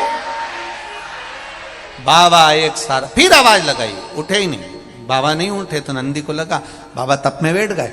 नंदी बाबा के सामने, बाबा ऐसे बैठे, नंदी उनके सामने आसन बिछाकर बैठ गया, वो भी बैठ गया। भोले बाबा लगे थे भजन में, नंदी लगा था भोलेनाथ के भजन में। ऐसा भजन नंदी ने किया कि मन का तार मेरे महादेव से जोड़ लिया।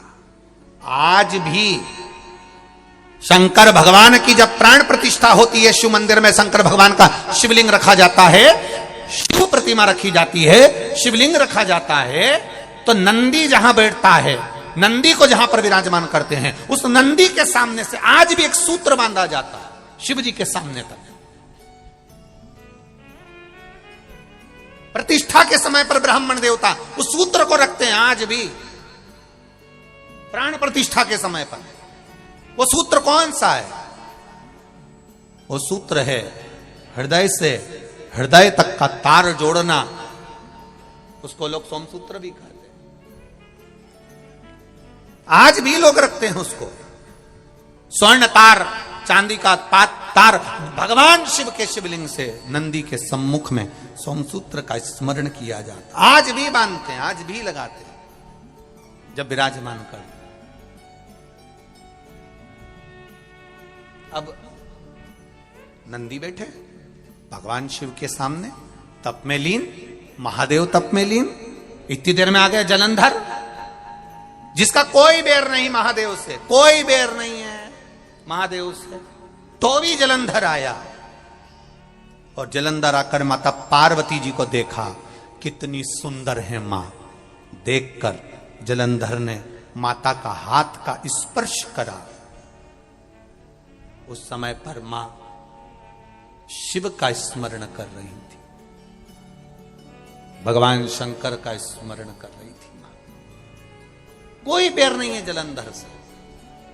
और एक बात याद रखिए, जितने लोग आस्था चैनल पर कथा सुन रहे हैं, जितने फेसबुक यूट्यूब पर सुन रहे हैं, और जितने इस कौकड़ी गांव के अंतर्गत छत्तीसगढ़ में कथा सुन रहे हैं, मेरे धान के कटोरे में बैठकर आप लोग कथा का रसतत्व ग्रहण कर रहे हैं, एक बात का स्मरण जरूर रखिएगा, कोई आपकी जिंदगी में ऐसा मिलेगा जिसका आपने कुछ नहीं बिगाड़ा, ना कभी उसको गाली दी, ना कभी अपशब्द कहा, उसके बाद भी वो तुम्हारा बुरा करने में ही लगा रहेगा, आपके लिए अपशब्द बोलने में ही लगा रहेगा, आपका हमेशा बुरा करने में लगा रहेगा। ना आपने कभी उसको गाली दी, ना कभी आप उसको पहचानते, ना कभी आप उससे मिले, ना कभी आप उससे जुले, और ना कभी आपने उसको देखा, केवल उसके बारे में सुना और अंदर से ईर्ष्या जागने लगी। कोई ऐसा होता है।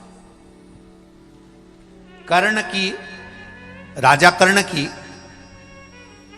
अर्जुन से कोई बैर था क्या? अरे बोलो तो जम के नहीं। अर्जुन ने कभी राजा कर्ण को, दानवीर कर्ण को कभी अपशब्द कहा था क्या? नहीं। पांडवों ने कभी कर्ण को कुछ कहा था? एक शब्द पांडव नहीं बोले कर्ण के लिए, एक शब्द नहीं बोले। उसके बाद भी कर्ण, उसके बाद भी कर्ण, अर्जुन, नकुल, सहदेव, भीम, युधिष्ठिर से बैर रखता था। ऐसे कई हैं जो पहचानते ही नहीं है, जो आपसे मिले ही नहीं है, जो आपको जानते तक नहीं है, बस आपकी प्रशंसा सुन नहीं सकते और उनके मन में ईर्ष्या जागृत हो जाती है। समझ लेना, ये जलंधर जैसी औलादें बहुत सारी है, बहुत।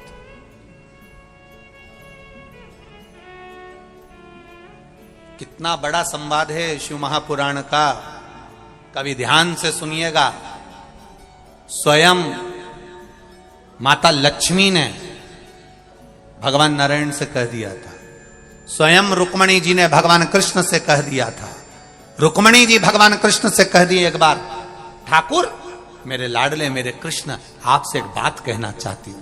भगवान ने कहा, बोल क्या कहना चाहती है रुक्मणी? रुक्मणी जी कहती हैं, मैं ये कहना चाहती हूं कि कर्ण इतना बड़ा दानवीर था, इतना दान देता था, इतना बड़ा दानवीर कहलाता था, कर्ण जैसा कोई दानी नहीं हुआ संसार में। अर्जुन भी उसके आगे फीका था, अर्जुन भी उसके आगे फीका था। फिर कर्ण जब इतना बड़ा दानी था तो ऐसी मौत क्यों मरा?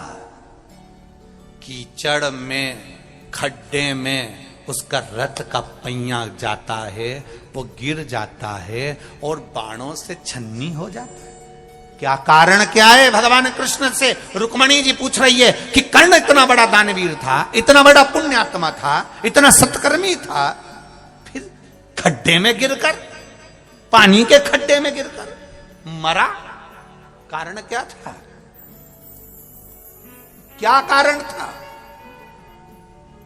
कई लोग कहते हैं वो तो बहुत भजन करता है, एक्सीडेंट हो गया, मर गया, इतना बड़ा भजन करने वाला, उसके साथ ऐसा कैसे हो गया?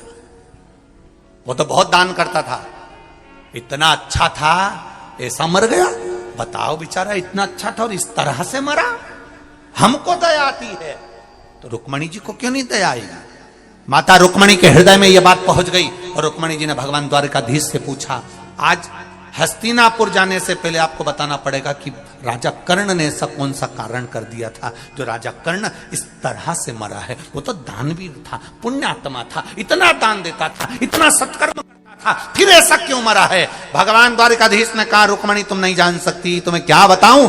नहीं, रुक्मणी जी बोली तुम्हें बताना पड़ेगा। तब भगवान कृष्ण ने कहा रुक्मणी एक कारण सुन, दानवीर है ना कर्ण, बहुत दानी है ना कर्ण, खूब दान देता है ना कर्ण, हाँ, तो उसकी मौत ऐसे कैसे हो गई? रुक्मणी, अभिमन्यु चक्रव्यूह के अंदर फंसा था, बाण उसके शरीर में लगे हुए थे, कौरव हंस रहे थे, कर्ण के चरणों में अभिमन्यु पड़ा हुआ था और अभिमन्यु ने कहा था राजा कर्ण से, तुम दानवीर हो, मैं मर रहा हूं, थोड़ा सा पानी पिला दो, बस प्यास लग रही है मरते समय, मरना है मेरे को, निश्चित है। राजा कर्ण को गुस्सा आया। जो पानी की छाजल, छाजल जानते हो, एक कपड़े की होती थी, उसमें पानी भरा होता था, देखिए किस किसने देखी है वो छाजल? देखिए ट्रकों पे बहुत टंगी रहती है वो गेट पर, गर्मी के समय पर, उसमें ठंडा पानी रहता है, हवा में टांग दो तो, कपड़े की होती है, उसमें पानी भरा होता है, ऊपर से ऐसा लगा होता है, छाजल। अपन उसको आज के जमाने में कह दो बोतल पानी की। राजा कर्ण के पास में पानी की बोतल रखी थी, छाजल पड़ी थी। अभिमन्यु ने कहा मुझे बहुत प्यास लग रही है, मैं मर रहा हूं, आप लोगों ने मुझे बाण मार दिया, मैं मर रहा हूं, पर प्यास लग रही है, पानी पिला दो, थोड़ा सा पानी पिला दो, थोड़ा सा पानी दे दो। दानवीर कर्ण, थोड़ा सा पानी दे दो।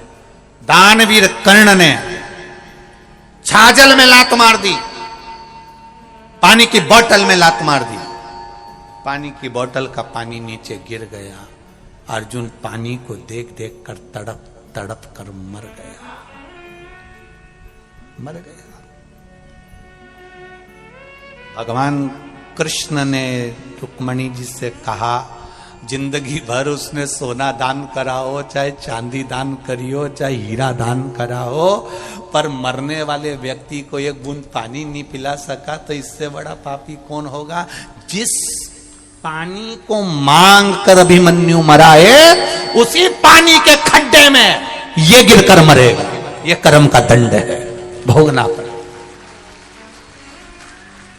ये कर्म का दंड है, भोगना पड़ेगा।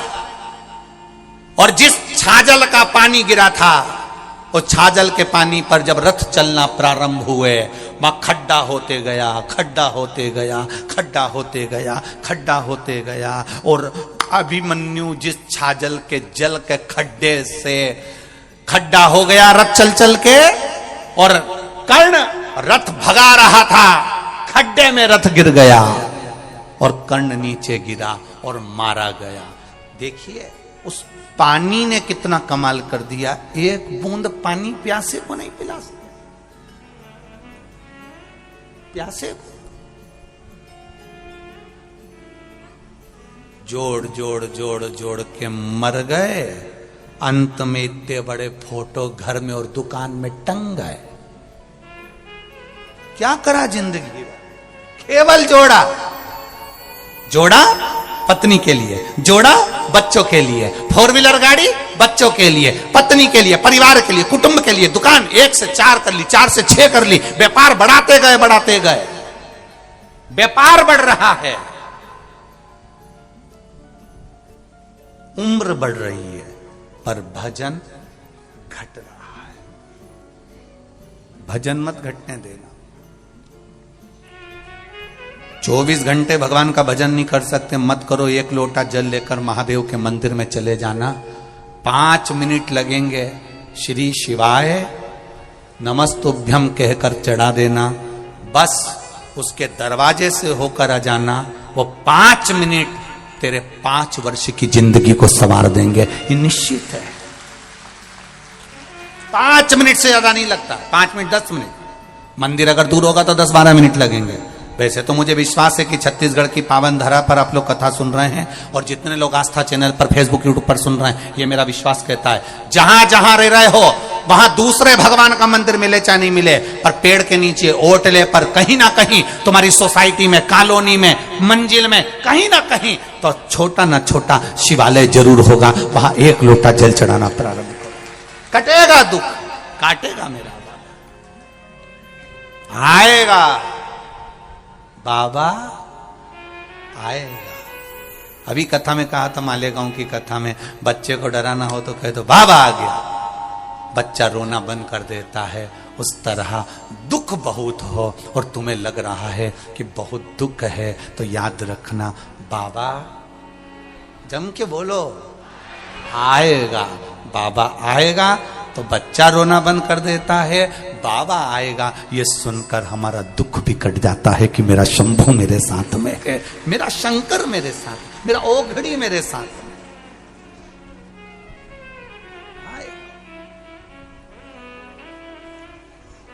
बुरे नहीं सकता।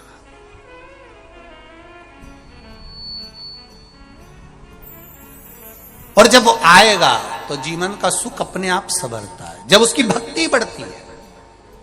एक राजा कर्ण के मरने का चरित्र कह रहा है कि एक मरने वाले व्यक्ति को पानी पिला नहीं सका, तो मरा भी ऐसा कि उसी खड्डे में डूबकर, उसी खड्डे में रथ का पहिया फंसकर पटक गया, नीचे गिर गया। कभी कभी हमारा धन, हमारी संपदा ही हमारा दुख का कारण हो जाती है। बहुत पैसा होता है, बहुत पैसा होता है, तो कोई उसके बेटे को, पत्नी को, परिवार को कोई ले जाए, क्यों ले गए? पैसे के चक्कर में उठा कर ले गए साहब, किडनैप कर लिया साहब। धन इतना कमाया था, वो धन ही हमारा विनाश का कारण हो। धन, वो दौलत ही हमारा विनाश हो। कहां करे? शिव जी के सामने नंदी बैठ गया, तप में लीन, साधना में लीन। एक प्रश्न करा है किसी बेटी ने, इस पत्र के माध्यम से प्रश्न किया गया।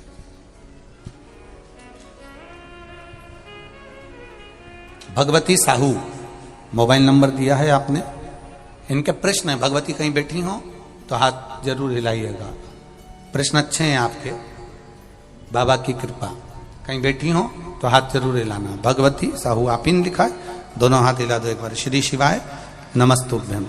आपका पत्र प्राप्त हुआ, बहुत सुंदर प्रश्न है आपका। गुरुजी, पशुपति व्रत में जो 6 दिए लगाए जाते हैं, उसमें बत्ती गोल लगाना चाहिए कि लंबी लगाना चाहिए? प्रश्न बहुत अच्छा है, एक बार जोरदार ताली बजाओ भगवती साहू के लिए। बहुत अच्छा प्रश्न। हमने पहले भी कथा में कहा कि शंकर भगवान के मंदिर में पार्वती भी है, शिव भी है, दोनों विराजमान है। आप दोनों तरह की बत्ती शंकर के मंदिर में लगा सकते हो। जहां देवी के मंदिर में अकेली देवी होती है तो वहां पर फिर लंबी बत्ती का क्रम आ जाता है। पितरों की पूजन हो रही होती है, लंबी बत्ती का क्रम आ जाता है। पर जहां पर देवाधिदेव महादेव भी हैं, पार्वती भी है, वहां आप गोल भी बत्ती समर्पित कर सकते हो और लंबी भी बत्ती लगा सकते हो, उसमें कहीं दोष नहीं आए। फिर आपने वर्णन करा 5वां व्रत पूर्ण होने पर 108 पुष्प या चावल बेलपत्र चढ़ाते हैं। सबको एक साथ चढ़ा देना चाहिए कि एक एक करके चढ़ाना चाहिए? वैसे शास्त्र रीति के अनुसार पशुपति व्रत में जो 5वां सोमवार पूर्ण होगा और आप 108 अगर कोई वस्तु चढ़ा रहे हो तो एक एक कर श्री शिवाय नमस्तुभ्यम, श्री शिवाय नमस्तुभ्यम एक एक कर चढ़ाना चाहिए। एक साथ हाथ में लिया और एक साथ नहीं चढ़ाना, एक एक कर समर्पित। बहुत अच्छा प्रश्न है। एक प्रश्न जो आपने किया था उसका उत्तर इस कथा में चल रहा है, नंदी वाला जो प्रश्न आपने तीसरा करा है उसका उत्तर इस कथा में चल रहा है कि आप कहते हो कि मंदिर से जाते समय नंदी के कानों में कहकर चले जाओ। बैठिए बैठिए बैठिए बैठिए। बहुत सुंदर प्रश्न है आपके, बहुत भाव से और आनंद से आपने करा और जनमानस के कल्याण के प्रश्न है ये, केवल आपके लिए नहीं है, ये सबके लिए इतने जोरदार प्रश्न है। जो गलती भी करते होंगे तो उसको सुधार सकते।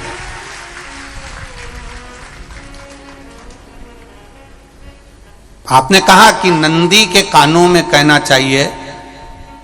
लोग हंसते हैं, कहते हैं बताओ वो नंदी के कानों में भगवान को कहना चाहिए। वैसे तो हम आपको एक बात बता दें कि दुनिया के लोग किसी दूसरे धर्म की कभी हंसी नहीं उड़ाते। दुनिया के लोगों को दूसरे का धर्म अच्छा लगता है। दुनिया के लोग सबसे ज्यादा हंसी उड़ाते हैं तो हमारे सनातन धर्म की ही उड़ाते हैं और जी खुद उड़ाते हैं, दूसरा उड़ाने वाला नहीं होता। दूर के ढोल हमें समझ में आते हैं, उसका धर्म हमें समझ में आ गया, उनका क्या है ऐसा है, आओ कुछ नहीं उनके धर्म में ऐसा है। कितना आनंद हमें दूसरे के धर्म में लग रहा है और हमारा सनातन धर्म हमको बुरा लगता है। हमारे सनातन धर्म हमें बुरा लगने लगा। अरे भाई, लोग कहते हैं कि नंदी के कान में कहते हो, ये कोई हमारे पुराणों में या शास्त्रों में लिखा है? भगवती बहन साहू, आपको धन्यवाद देना चाहूंगा और एक बात कहना चाहूंगा। जितनी भी शिव महापुराण के अंतर्गत चाहे उपाय जो बताए जाते हैं कि बेलपत्री ऐसे चढ़ाना, काली मिर्च ऐसे चढ़ाना, चावल ऐसे चढ़ाना, धतूरा का क्या महत्व है, शमी के पत्ते का क्या महत्व है, बेलपत्री के पत्ते का क्या महत्व है, ये जितनी भी बातें बताई जाती हैं ये सब पुराण के अंतर्गत से बताई जाती है। अब दुनिया के लोग इसको चाहे टोटका कह दें, चाहे दुनिया के लोग इसे टोना कह दें, पर पुराण से हटकर कुछ नहीं। और आप लोगों को अगर बोला है कि नंदी के कान में कहकर भगवान शंकर के मन में बात पहुंचे तो ये क्यों कहा, तो ये भी हमारी शिव महापुराण में लिखा है जलंधर के चरित्र में। कोई आपसे कहे कि नंदी के कान में बोलने से क्या होता है, ये जलंधर का चरित्र कह रहा है। मां पार्वती जी का हस्त कमल पकड़कर जलंधर लेकर जाने लगा।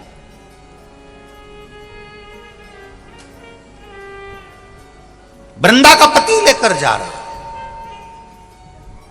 वृंदा तो भगवान की भक्ति में लीन रहती थी, उसको तो जलंधर को सबसे ज्यादा तकलीफ थी नारायण से, पर शिव के पास आ गया क्योंकि ईर्षा प्रवृत्ति। अभी कथा में कहा कोई कोई ऐसा होता है जिसको तुमसे बेर नहीं होता तो भी अंदर से ईर्षा जाग जाती है। कोई कोई ऐसा होगा जिसको अंदर से ईर्षा जागती है,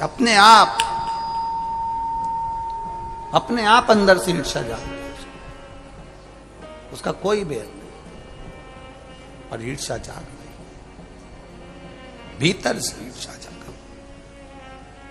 ना आप उससे मिले हो, ना कभी वो आप उसके सामने बैठे हो।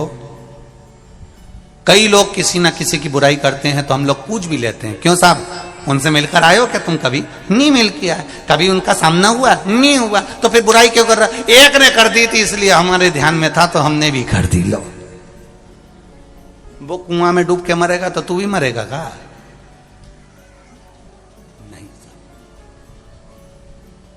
नंदी सामने बैठा है, गणेश जी को मालूम पड़ गया, कार्तिकेय को मालूम पड़ गया, मां पार्वती जी का हस्त कमल जलंधर ने पकड़ लिया और लेकर चला। मालूम पड़ गया तब नहीं रहा गया। गणेश जी को क्रोध आ गया और गणेश जी महाराज आए, शिव जी को जगाने लगे। पिताजी पिताजी पिताजी कर कर जगाया। उठो पिताजी, पिताजी उठिए, पिताजी जागिए। पिता को जगा रहे हैं। भगवान शंकर नहीं उठे, तप में लीन थे। क्या करें हम? जलंधर के पास में इतना बल है, इतना बल है, और पिता की आज्ञा नहीं होगी तो हम कैसे मार देंगे इसको? मारने को तो हम मार दें। मां ने आज्ञा करी थी कि जलंधर उसको तारकासुर को मार दो, तो कार्तिकेय ने तारकासुर को मार दिया। शिव जी की आज्ञा नहीं तो हम इसको कैसे मारें? क्या करें? सब कुछ गणेश जी ने देख लिया। शंकर जी के ऊपर बहुत बहुत बहुत बहुत प्रार्थना कर कर देख ली, पर शंकर जी नहीं जागे। तब आखिरी में विनायक ने, गणेश ने, जितने लोग आस्था चैनल पर कथा सुन रहे हैं, जितने लोग फेसबुक यूट्यूब पर कथा सुन रहे हैं, इस बात को याद रखना कि नंदी के कान में कहने से क्या होता है, वो ये इस कथा से सीख लेना। आखिरी में गणेश जी को लगा किसको कहूं, शंकर जी भी तप में हैं, नंदी भी तप में हैं, मैं किसको कहूं? शिव जी को कह के कर थक गया, पिताजी को बोल बोल कर थक गया। पिताजी जागते नहीं। अब मैं किसको कहूं ये बात? किससे कहूं?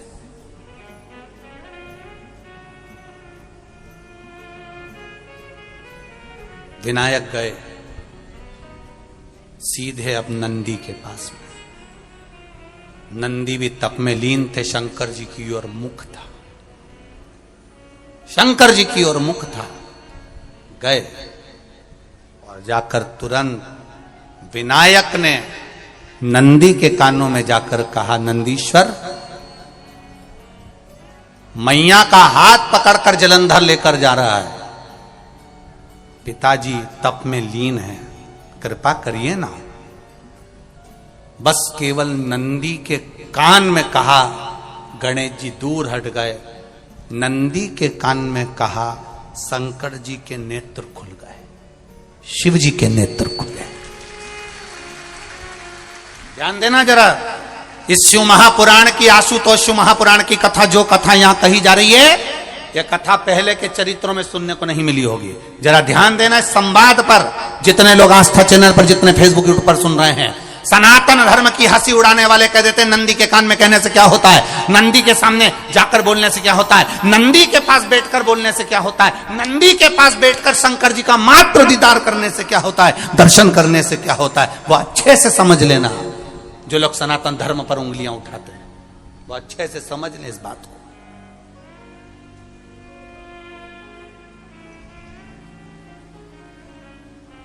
क्या होता है? नंदी तप में लीन, शिवजी तप में लीन। शिव नहीं उठ रहे। विनायक ने नंदी के कानों में जाकर कह दिया, नंदी के कान में जाकर कहा, नंदी के नेत्र नहीं खुले। नेत्र किसके खुले? जम के बोलो, महादेव के खुले, शिव जी के खुले। ये मन का तार। नंदी शंकर की आराधना कर रहे थे, शिव अपनी भक्ति में डूबे थे। यहां कहा, यहां पहुंचा। जो दिल में था उस तक बात पहुंच गई। नंदी के दिल में शिव थे, तुम कहे, नंदी ने शंकर तक बात पहुंचा दी। वो सूत्र जो बंधा था दिल से दिल तक का, वो पहुंच गया। वो सूत्र जो दिल से दिल तक बंधा हुआ था, मन से बंधा हुआ था, खबर वहां तक पहुंच गई, खबर पहुंच गई।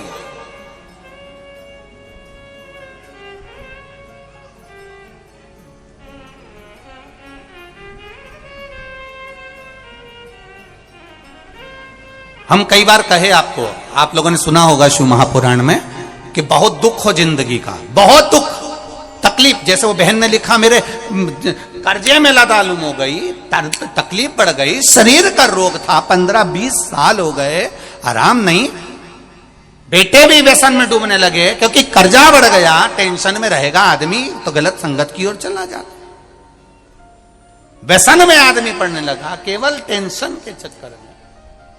और आखिरी में हुआ क्या? शिव तत्व को जाना, आपसे भी निवेदन है, जब दुख की घड़ी अपार हो, समस्या बड़ी हो, बहुत तकलीफ हो, बहुत कष्ट हो, एक लोटा जल जब महादेव को चढ़ाने के लिए जाओ, चढ़ाकर 2 क्षण मंदिर के अंदर नंदी के पास 2 क्षण बैठकर मेरे महादेव को निहारना, अपने दिल की बात उसके पास में बैठकर नहीं भी कहोगे ना, तो नंदी के पास मात्र बैठ भी गए, उस नंदीश्वर के पास मात्र बैठ गए, तो वो तुम्हारे दिल की बात समझ जाएगा।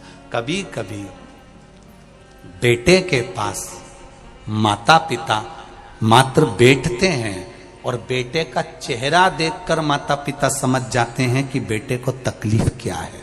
बोलो सही है कि गलत है? बेटा नहीं कहता कि मैंने को कर्जा हो गया, बेटा नहीं कहता कि मैंने डब्बे में लगा दिया, बेटा नहीं कहता कि मैंने शेयर मार्केट में लगा दिया, बेटा नहीं कहता कि मेरा जमीन में पैसा डूब गया। मात्र बेटा बैठा है अपने माँ बाप के पास में और माता पिता ने बेटे का चेहरा देखा और उतने में समझ गए कि बेटे को तकलीफ क्या है, बेटे को कष्ट क्या है, क्या तकलीफ है मेरे पुत्र को। बेटा कथा का स्मरण, एक लाइन का स्मरण, आ बैठ मेरे पास तुझे देखता रहूं, ना मैं कुछ कहूं ना, देखने में समझ आ जाएगा क्या है इसको, क्या बोल रहा है, क्या है।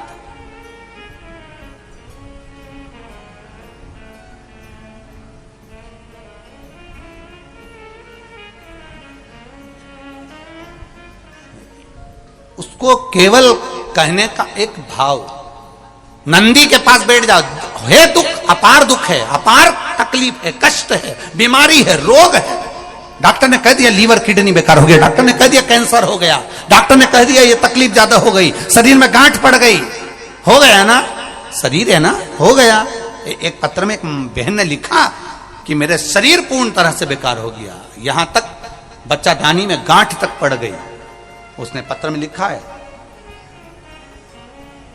तब तकलीफ बढ़ गई ना, कोई बात नहीं, दवाई खाओ, डॉक्टर को दिखाओ, पर एक बार उस जल को शिव जी पे चढ़ाओ, चढ़ाकर जल लेकर जब घर जा रहे हो, 2 क्षण मेरे नंदीश्वर के पास में बैठ जाओ, नी भी कुछ कहना है मत कहो, एक बार उसके करीब में बैठकर दिल से मन से मेरे महादेव से जो कहना चाहती हो बस मन में भी धर लिया, तो मेरे नंदी ने सुनकर वो महादेव से कह दिया, दुनिया का सबसे ज्यादा तप करने वाला, समाधि में लगने वाला, साधना करने वाला, व्रत करने वाला, उपवास करने वाला, तप साधना में लीन होने वाला कोई है तो वो नंदीश्वर है, जो शिव जी के सामने बैठकर उनके सामने हमेशा सामने मुख कर कर तप में लीन रहे, हमेशा तप में लीन, सामने रहकर तप में लीन।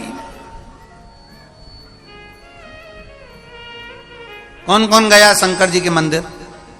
सब गए हो? नंदीश्वर को देखा है? रख लो हाथ। तुम गए तो कभी नंदी ने पलट के तुम्हें देखा है? अरे बोलो तो जम के, नहीं देखा।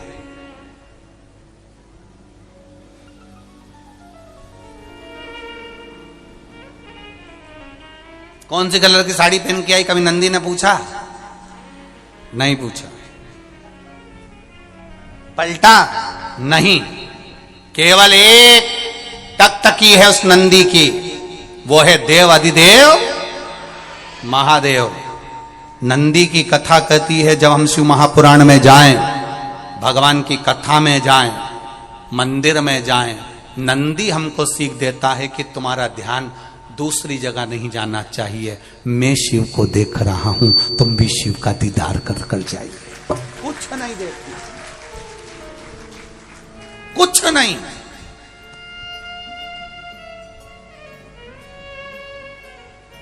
अपने प्रेम को दर्शाने का भाव प्रकट करिए। हम कई बार कहते हैं शिव महापुराण में जितने कार्यकर्ता कार्य करें, हम उनसे बार बार कहते हैं, हर जगह कथा में कहते हैं, और आगे भी जो कथा है वो भी अच्छे से सुन ले। हम हर कथा में कहते हैं कि शिव पुराण में जितने कार्यकर्ता कार्य करते हैं, जितने लोग संभालते हैं, चाहे वो कार्यकर्ता हो, चाहे बाउंसर हो, चाहे काली शर्ट वाले हो, चाहे पीली शर्ट वाले हों, उन सब से एक निवेदन रहा है, किसी से भी आप बोलो मीठा बोलना, प्रेम से बोलना, आड़ा टेढ़ा मत बोलना।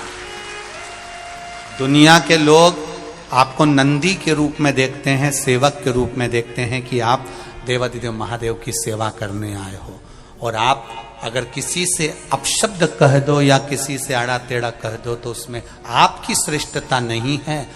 दुनिया के लोगों को ये लगता है हम सीहोर वाले महाराज की कथा में गए थे और हमारे को ऐसा कह दिया। दिक्कत वहां खड़ी हो जाती, प्रेम परोसा जाए। आशुतोष शिव महापुराण की कथा है, आशुतोष आपके भीतर भी होना चाहिए। आपका किसी से बैर नहीं, केवल प्रेम होना चाहिए। लुटाओ प्रेम, जितना दे सकते हो दीजिए। अपने स्नेह को बांटने का मौका मिला। क्या मिला ये कोकड़ी वालों को, क्या मिला ये बालोदा बाजार वालों को, ये भाटापारा वालों को, ये कोकड़ी गांव के लोगों को, बालोदा बाजार वालों को, भाटापारा वालों को, या छत्तीसगढ़ वालों को ये 7 दिन प्रेम लुटाने का मौका मिला है। कितना लुटा सकते हो लुटाइए। शिव महापुराण की कथा नहीं होती है, ये प्रेम देखा जाता है। अभी कथा थी मालेगांव में, मालेगांव में कथा। पूरा भारत का लोग जानता है कि मालेगांव में क्या स्थिति रहती है, ये पूरी दुनिया जानती है। उसके बाद भी मालेगांव के लोगों ने इतना प्रेम लुटाया कि एक धर्म का व्यक्ति नहीं, सभी धर्म के लोगों ने खूब खिलाया, खूब आनंद में रखा। केवल एक धर्म का नहीं, सारे धर्म आगे बढ़ गए, सारे धर्म अग्रण्य आ गए। प्रेम में वो बल होता। बहुत टेंशन था, बहुत टेंशन था लोगों को। मालेगांव में कथा, मालेगांव में कथा, मालेगांव में कथा कैसे होगी, क्या होगा? कथा हुई। क्या भाव लोगों का, क्या हृदय, क्या है? प्रेम लुटाइए, केवल प्रेम। सभी धर्म के लोगों ने प्रेम लुटाया। अभी ये कथा पूरी होना है।